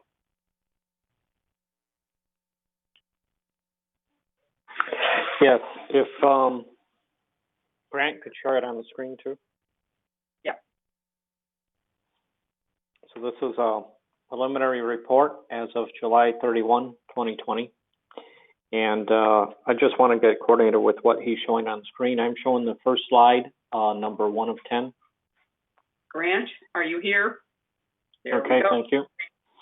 We had a assessment revenue of, and this is in thousands of dollars, of just under $25 million through July 31.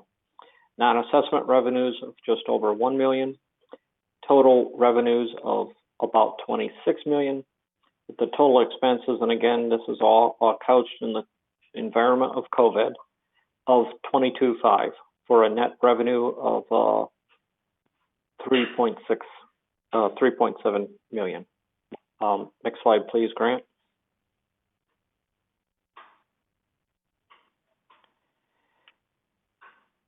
The operating only income statement. And again, there is further details in the packet, the financial statement package FDMS sends out to every director. And it shows more details in all these numbers. This is the assessment revenue was 17.7 million. Non-assessment was 600,000 roughly, for a total revenue of 18.4 million. And total expenses was 17.7 million. Again, there's an operating surplus, and that's been well discussed today. Again, due to COVID. So next slide, there, Grant, income statement. Shows the actual versus the budget and the variance. And again, we're seeing a positive in the variances because of the COVID generally. Next slide. The changes, employee compensation, we had savings, and this is again through all year, so people should be aware that this does include the furlough period. Outside services, materials and supplies, unrealized gains on investments, and net allocation to mutuals. And again, we've discussed this a little bit today, but the insurance cost is a negative, unfavorable. When we could go on.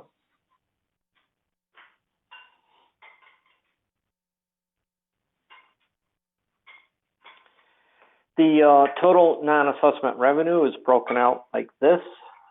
And I'll just leave that a minute there. This was the $1.3 million figure. Okay, if you move on to the next slide, Grant. Looking at expenses, we show, and this one includes property and sales tax. Next slide should have that broken out. But again, you know, we do want to break out the utilities, as is shown up in the upper right-hand corner. And those are significant. Next slide is the same chart without the taxes. And it shows that employee compensation and outside services are the two largest pieces of the cost.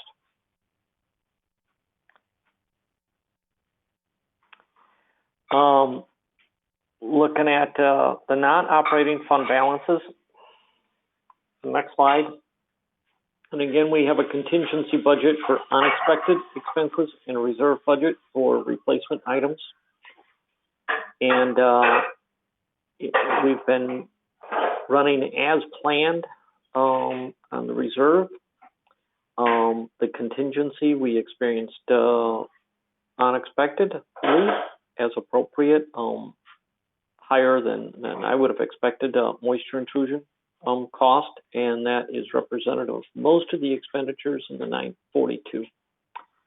So even though it's come down and there has been some additions, this is almost all moisture intrusion related. And the next slide shows our fund balances. And again, the average line is about $20 million, $21 million, and we're just about at that line. Going on to the next slide, resale history. And I should have an update date number here from the packet in August, but I don't have that number with me. Again, this has been impacted by COVID, and the numbers are down. Price realization was down as well, but hopefully that will start to increase as we saw an increasing trend in 2019. 2020 has been hit significantly with the COVID virus, but hopefully it will come back up. And again, I do have that in the slides here. Let me scroll down for a minute. United Mutual through this year had, through August, had 26 units sold and 39 compared to last year. So just to update that a little bit. And the price was a little bit higher. So that's good news. Resales or leases, we want to keep an eye on that. And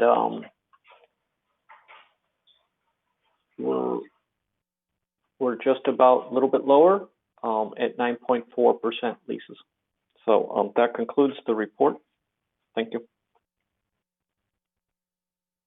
Thank you. Okay, Juanita, are you ready?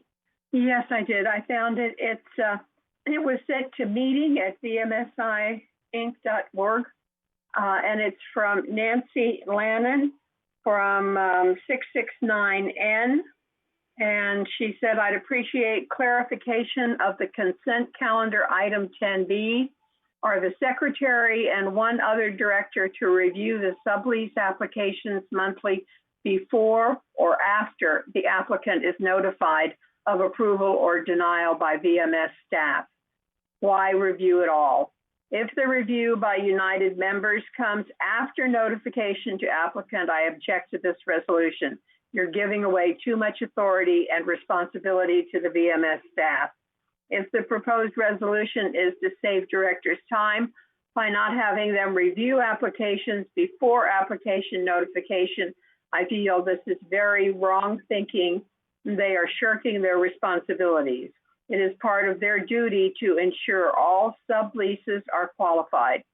It's a known fact how difficult it is to evict anyone once they have been approved and admitted to the village. if later found to be unqualified. If United directors review before applicant notification, then I withdraw my objection. Thank you. We are reviewing after, and but we have never found a case where we didn't take the, what Pamela Ashline puts together. So we felt like it was not worth the time, and especially since we cannot go in and sign packets. Thank you. All right, moving on. Cash, you have a question?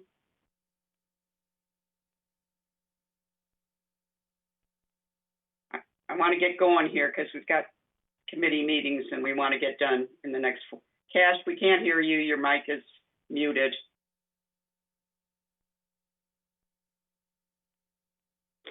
Yeah, my comment was more for Siobhan. After what Brian showed on the pages, we need to start some kind of real estate education program, realtor education program. I've been trying to get Eileen to start it, but somehow we have no luck so far. Thank you. Okay, save your comments for the director's comments. Andre, would you like to go ahead quickly? Yes, I would like to have a comment on the member that has comment on authorizing staff to, and we only review the subleasing and the transfer of trust document. There are a lot of fears among people, especially in the past, that they fear that if we lose control, we will lose the security of our village. I think that's according to history, we don't have that kind of problem. Okay, yes, there are delinquency accounts that, but these have nothing to do with subleasing and the transfer of trust documents. So we hope that people can come up with more realistic understanding and more efficient use of our time. And if it's not very efficient, then we can bog down with all the fears and instead of looking at things that are really the reality. Okay, thank you very much. Okay, let's start on the reports. Elsie, architect. Thank you, Madam Chair. There was no meeting in August, and the next meeting is September the 17th, 2020 at 9:30 a.m. as a virtual meeting. Thank you.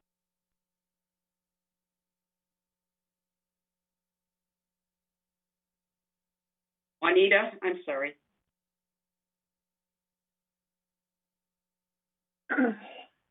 Okay. This is the new Village Breeze. It's been out for a couple of weeks, but there are a number of residents who have not received it. And I have there have been board members, myself has not received it, people in my area have not received it, and they are concerned because it's been out now for 2 or 3 weeks. It's an excellent issue, but if we don't have it, they can't read it. We are working on the next one, which will be October, November, and have some good articles ready to go into it, but that's about it. The editorial board for the Breeze has not met. Our meeting was scheduled and canceled because it conflicted with another meeting. That's it. Thank you. I have not got my copy either. Tony. Thank you, Madam Chair. May I comment on the media and communication? Okay. Yes, do it in the director's comment. Do it in the director's. Excuse me, but we're not at media and communications yet. Thank you, Madam Chair. Can you hear me? Yes, we can. All right. Thank you, Madam Chair. The committee met on a virtual basis on August 27th, 2020. The committee dealt with 5 cases involving damage to co-op property. The committee heard and ruled on 3 disciplinary cases, and we had 2 meet and greet or meet and confer cases where we did. And the hearings are closed. Again, disclaimer, the hearings are closed because to protect the privacy of residents and members as required by David Sterling. And the committee, we have one real heavy case in which I asked the staff to go in and clarify some things because, you know, what you and I define as a member may not be what some judge accepts as member. So we have one case coming up that is, for instance, can a bank or a mortgage holder be a member? Anyway, that's the extent of my report, Madam Chair. Thank you. Governing docs, Andre?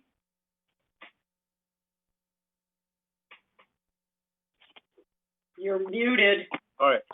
Governing doc, we started establishing guide to operating rules update, which will simplify a lot of for members' reference. However, we run into the problem that our website doesn't seem to be able to establish a link, which we're trying to work with the IT side and find out what the issues are and how do we make it happen. What we're looking for is that if you need to look at any landscape issue like fruit trees, then you can clip information under landscape, and you will find the fruit trees, and that will provide you the rough description, and from that you can select specific resolutions related to fruit trees. That will speed up all the residents searching for information. That helps out a lot. And also we talk about a financial qualification policy that has been approved, and even though some board members have some fear on issues. And we talk about the operating rules review. There are some issues that are, during our operating guideline study, the guide to operating rules study, we found quite a few questions, duplicate the resolutions and obsolete resolutions, and cross-reference duplicating information in there. So we are in the process of simplifying them and make everybody's life easier and standardize the process. Thank you very much. Our next meeting will be this Thursday, September 17th at 1:30. It's a virtual meeting. I welcome everybody. If anybody is interested, please send me an email, and we will invite you to join us and talk about the issues. Thank you. Daniel, landscape. Thank you, Sue. Our last meeting was held June the 11th in a closed session, and I report on that the last meeting. Our next meeting will be October the 8th at 9:30 a.m. as a virtual meeting. Thank you. Resident Advisory, Netta. I think that you just, skip the cars, but that's okay. Oh, I'll go back to Carl. Okay, the last meeting that we had on March 12th, 2020, after that we didn't have any meeting, but the staff put my email on the website. My email is N like Nancy dot my last name ardani@yahoo.com.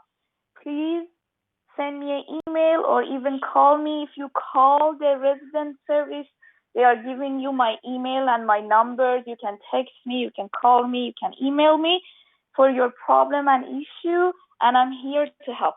Thank you so much. Carl, I'm sorry. That's okay. I don't feel slighted at all. United MNC meeting took place on August 26th.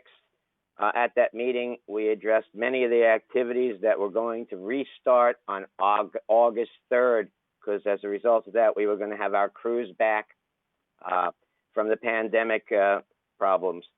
The lion's share of that meeting was taken up by the Prior to Paint and Paint program, which we just discussed before. And so that's now passed as we continue with this meeting.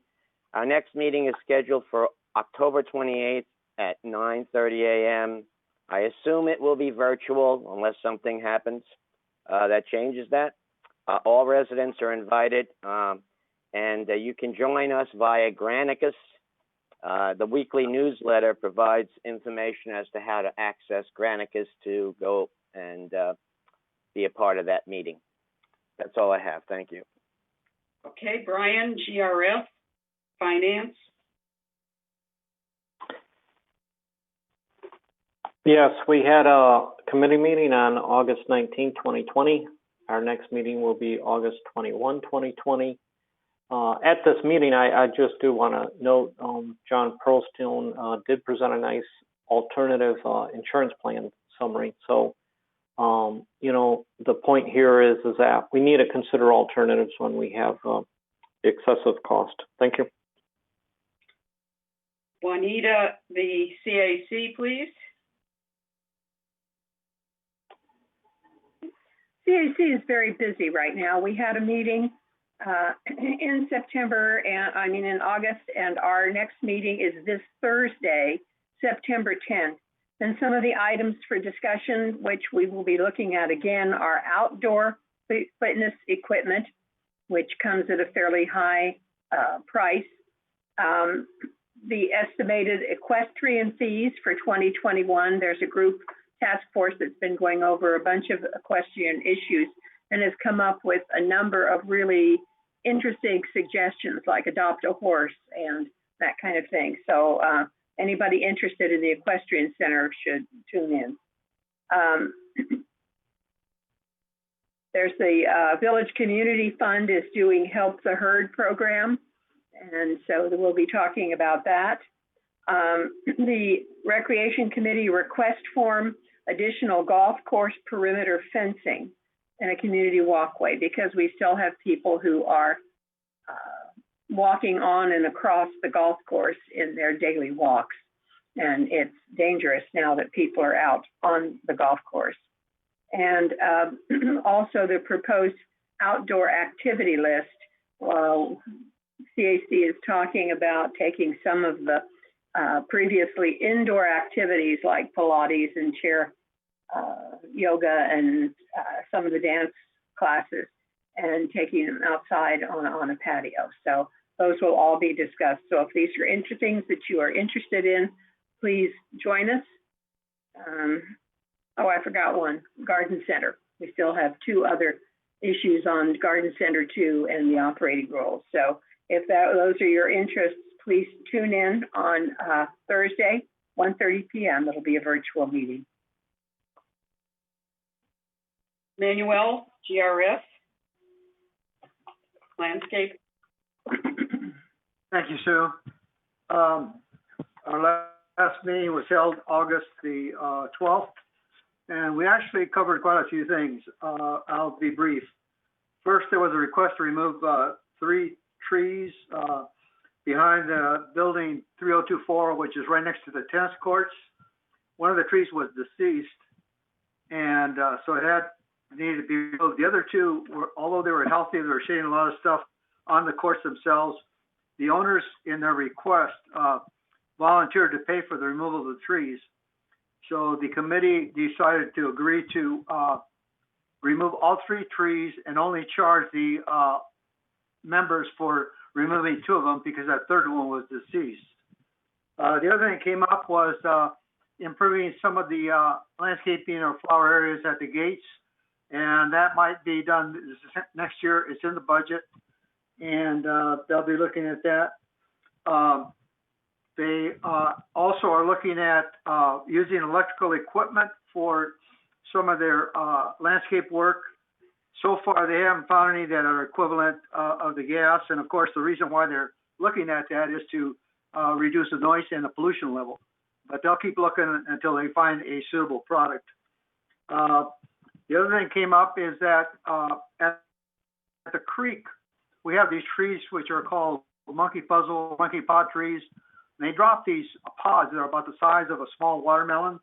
And they put up signs to warn people, but people still tend to go under the trees and go by there. And if you got hit with one of those pods, believe me, you would be seriously injured.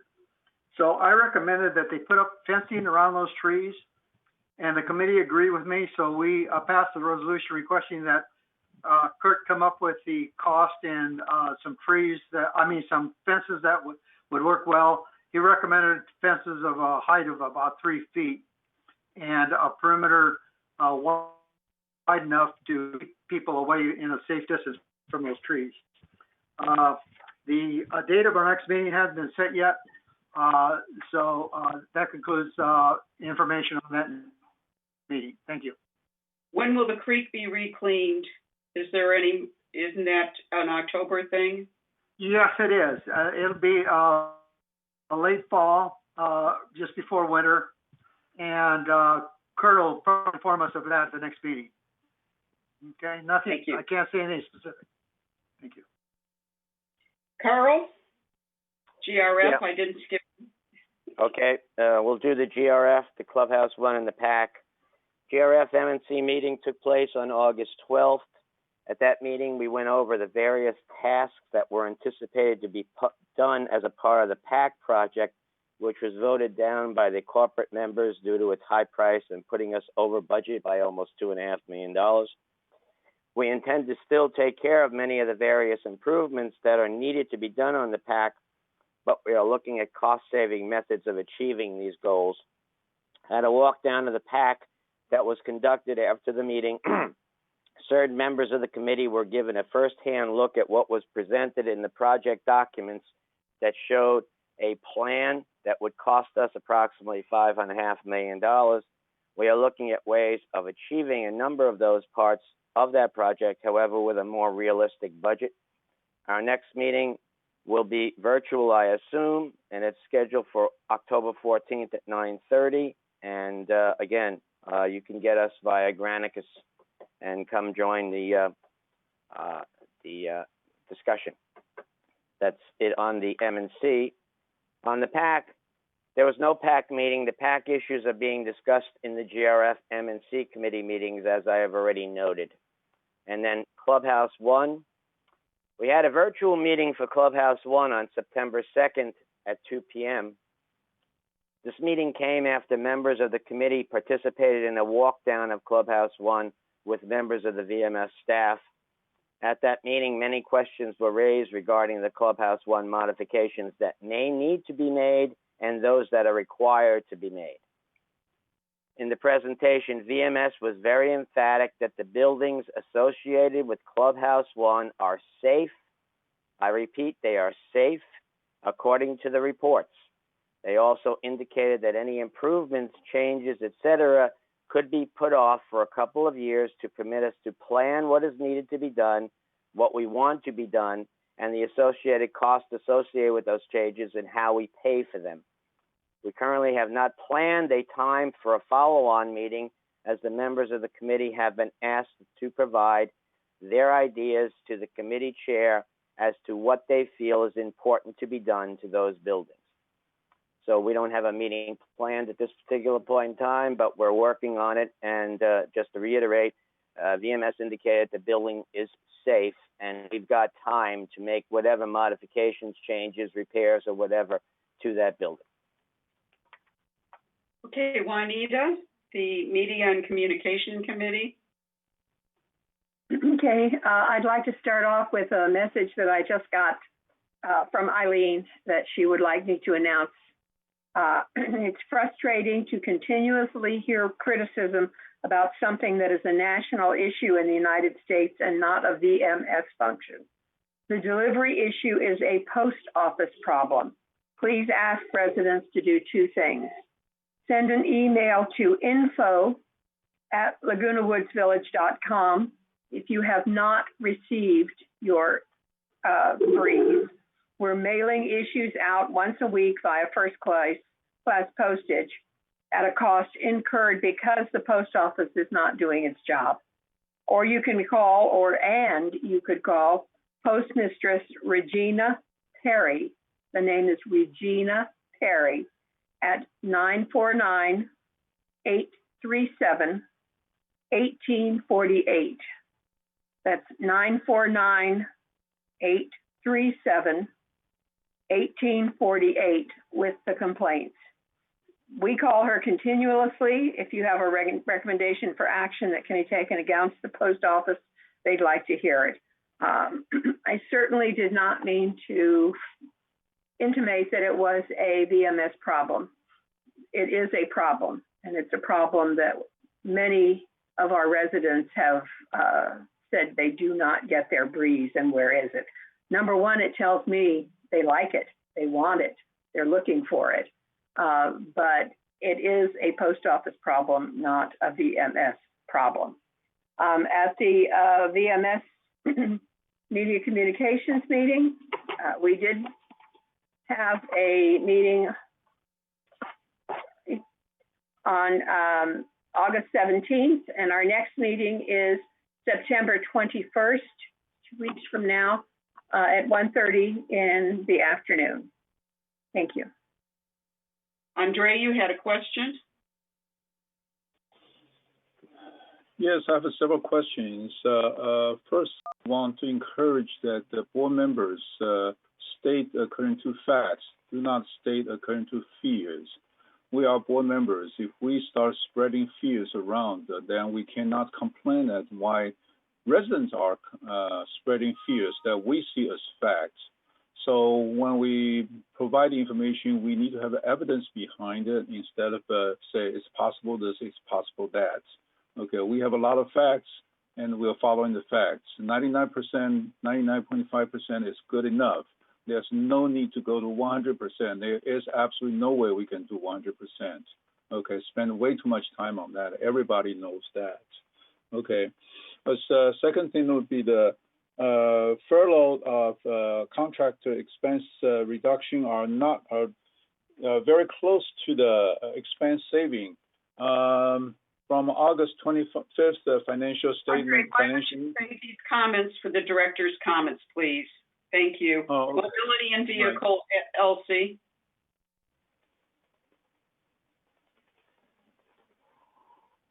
There was no meeting in, there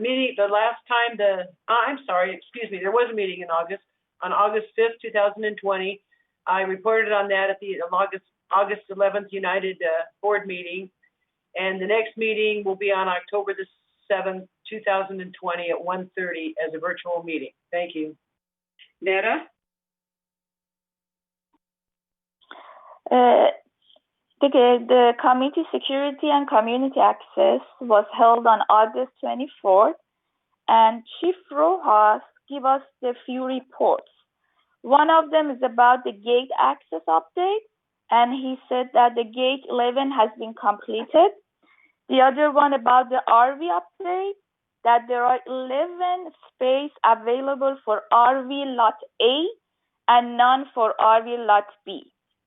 And about the noteworthy incident, he explained that earlier this year, there were several vehicles that were stolen, but most of them found to have that the key left inside the vehicle.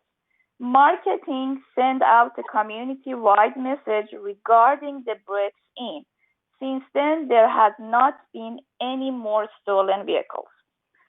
About the security statistics, he gave us the report on the statistics, and it's included about the violation, traffic collision, RV lot, social service, and all the reports attached to the minutes of this meeting.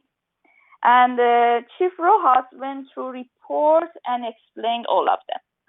The other items that is discussed and consideration, it's about the emergency equipment.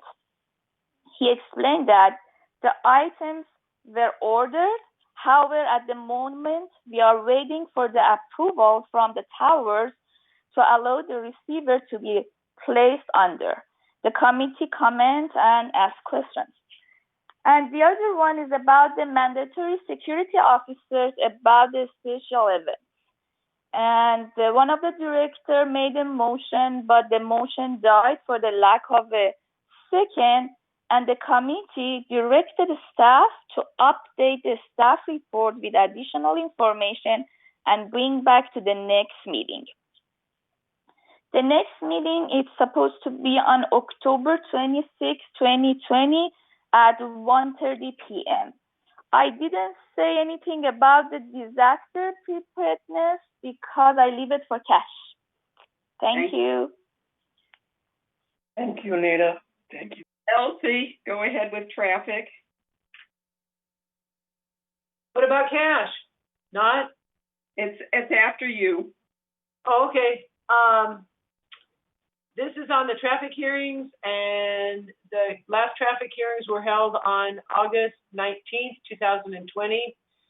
We had 20 folks that were going to that wanted to have a hearing, and only 11 showed up.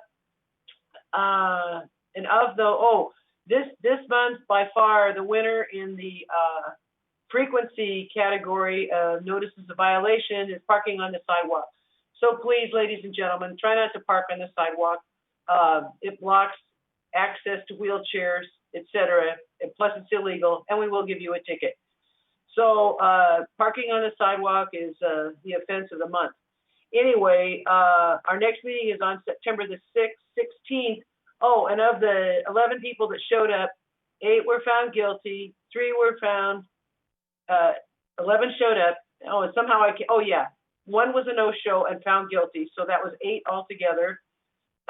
3 were found guilty with no fine, and 1 was found completely not guilty, and he was not parking on the sidewalk. Thank you, Madam Chair. Okay, Cash now, disaster. Thank you very much. The last meeting was on July 28th, but there was no meeting yet. Chief Rojas is already trying to lay basic discussions with the pet evacuation committee, subcommittee that was formed. So our pets are being considered as to how to evacuate them, okay? Next, he's also on top of things, and he's trying to get his ducks together for doing the inventory to be conducted on all the items the DPTF has. And one sad thing I would like to report is our Debbie Ballesteros is no longer with the community. She left. And a new person whom I haven't met yet, JJ or Janna, will be handling henceforth. And the next meeting is on September 29th at 9:30 a.m. It's a virtual meeting. That's all to report, and thank you, Nita, for giving me the opportunity. Okay, the GRF bylaw committee has had 2 meetings. We've almost gotten through 20 pages. We will be having another meeting this week, and we hope to have completed the thing in another week. So we're trying to get through it. If you have any changes that you would like to see to the GRF bylaws, you need to give them to Elsie or Juanita, and they will help us put them into the form. We will be then putting out a clean version to every corporate member for final vote. Thank you. All right, we will do director's comments. We'll start with, we can start with Carl.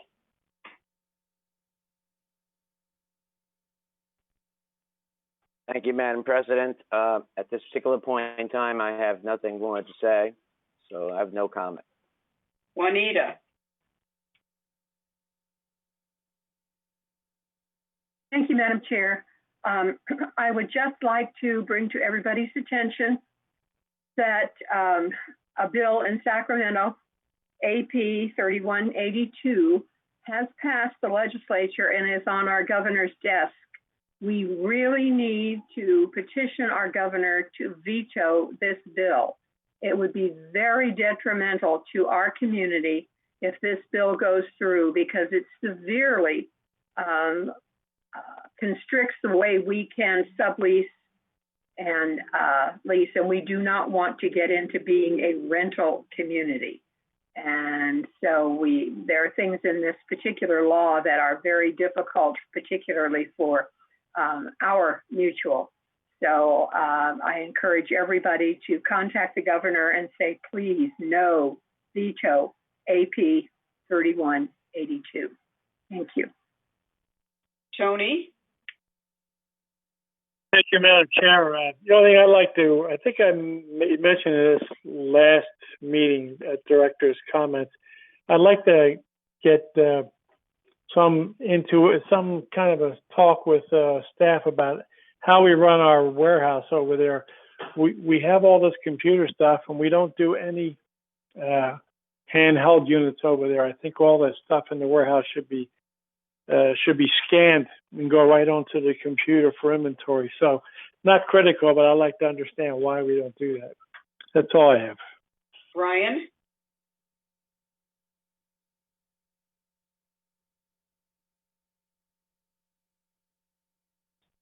Brian?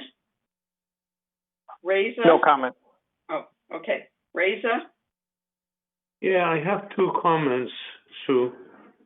One of them I mentioned in the meeting, and this was about a dry rot issue. I've taken some pictures of this dry rot issue on different places. It's a very costly repair program. So I propose that we have a cost-benefit analysis to see whether we can seal the top and bottom portion of the subject walls in some cases. I don't know which committee it's got to go to and how it's got to be addressed. So I'm reiterating this so it's reported in the meeting now, so it's not forgotten. M&C will need to take that up, Carl. All right. The other thing is that I requested to get a report on senior staff compensation. Last time, Betty said they don't have a breakdown for United. I don't care whether there's a breakdown or not. I'd like to see if she can give me for the whole village. If that is, we have absolute right to see these things. So I'm requesting that again. Thank you. Thank you. Manuel? Thank you, Sue. I would like to thank 4 directors for their input today. The first one is Brian, of course, for finally getting a resolution passed for a separate bank account for our reserve accounts. Second is Carl for being aware of what's going on in the community and catching the fact that Third had gone to a 15-year paint cycle. And now we got that passed for United in this meeting. And third, I'd like to thank Andre because he's been a proponent of having guarantors as long as it's done in a financially sound way, which I think this new resolution will do. And fourth, I'd like to thank you, Sue, for running a very efficient meeting, a very positive one. Thank you. Thank you. Netta? Any comments? I just want to know that is it possible that for the resident advisory to have the virtual meeting too? We'll discuss that with Siobhan. Okay. We can Thank do. you. Thank you. Thank you. Elsie? Thank you for a good meeting, Madam Chair, and thank you for staff for all of your support. And I just want to reiterate what Juanita said about AP 3182. I have absolutely nothing against, I've rented, I mean, renters are great people, but this community is not set up to be one large rental community. It's just not fiscally sound, and it's not, it's just not sound. And I strongly encourage everybody to urge Governor Newsom to veto AP 3182 also. Thank you. Cash?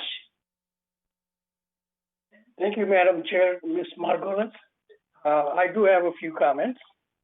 One, I would like to ask Siobhan to look into starting the realtor training program, because I see that we have in August 26 out compared to last year's 39 sales, while the Third Mutual has 33 compared to 38 last year. So we are really hurting for people don't understand the requirements as well, and we depend on real estate people to bring clients. Something else I would like to bring is Brian's charts. Entire package was only half cut because they were not put on properly, but that's okay. It's a mistake. Yeah, that's not my charts, but thank you. Yeah, they were not yours. Outdoor equipment, Juanita. Excellent idea, and I'd sent you a very reasonable company right here in Costa Mesa. I've looked at their equipment. It was less than half the price that you guys were discussing. So please look into that and let me know when that meeting is. On to Fort Call, on Clubhouse 1, the meeting that you have had, I heard that my name was being thrown around for being absent. I wasn't aware that I was supposed to be in the meeting. Plus, I campaigned and got one of the best civil engineers in the village, Mr. Don Mukhopadhyay, to join us as a civil engineer on the GRF. So I think his assessment and what you said is very valid. And if you want me, I will definitely be there next time. That's about all I got. And Sue, you had an excellent meeting. Let's keep it that way. And I always appreciate the hard work staff is doing. And I would love to talk to Betty one-on-one sometime this week towards Thursday. Thank you, Betty. Thank you, everybody. Okay, Andre, now we're on to Director's comment. Director's comment. Okay, yeah, thanks for allowing me to continue. I've said something about no fears, only facts, especially among the boards. Okay, and so talk about the savings last year. I would like everybody to look at the financial statements, and if you look at it, you'll find out the accumulative variances up to July 31st would be $4.778 million surplus. Of the $4.778 million would be the majority of them are employee compensation and the contractors outside support. So that is indeed some kind of saving. Yes, we did a lot of extra things, but we have a lot of savings. So those money needs to go somewhere and needs to be according to all occupancy agreement. And on the governing document, we've been talking about our occupancy agreement a lot. And it states that the money has to go to next year's budget, not the future year's budget. So it has to. So I don't know how we can approve the budget without knowing where the money go. Okay, that is a must for according to our occupancy, according to what we promised the residents, the buyers.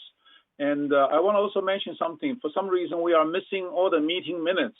I hope that all the committee chairs can check your meeting minutes on our website. Most of them are missing there. I don't know what happened. And also on the finance committee, there are 2 financial statements missing March, and I think it's July or something like that. They are missing in our meeting minutes. These are according to Civil Court David Sterling. They need to be included. They need to be shared with members. Okay. Also, media and communication. I think we only have a media. We don't have a communication. Media is one way, send information out. Communication is 2-way, getting feedback. So I'm a little bit, I think we need to really working on this and maybe change it to communication media. Focus on more on communication rather than just media. So that was my recommendation. Hopefully, Juanita will bring this message to the GIF, and I know sometimes I missed that meeting because I was working on something else. We want more communication, 2-way dialogue. Receiver, sender, careful about the noises, and the message clearly stated. So that's very important. A lot of people are asking questions and rumors flying around because there is no communication. We send out a message and then that's it. No, we don't care about rumors. So hopefully we'll get residents more involved and helping them out, live a better life here, not in the fear. Okay, thank you very much. Thank you, everybody. The meeting was well done. I'm recessing this meeting. We will meet back at 12:15. Oh, wait a second. Yeah, 12:15. It's, oh no, we got to go to 12:30. 12:30. 12:30. We will meet back at 12:30. Yeah. Thank you, staff, for everything, and we'll see you at 12:30, everyone. Thank you. There's a different sign-on for the afternoon meeting. New code for afternoon meeting. Please look at your email.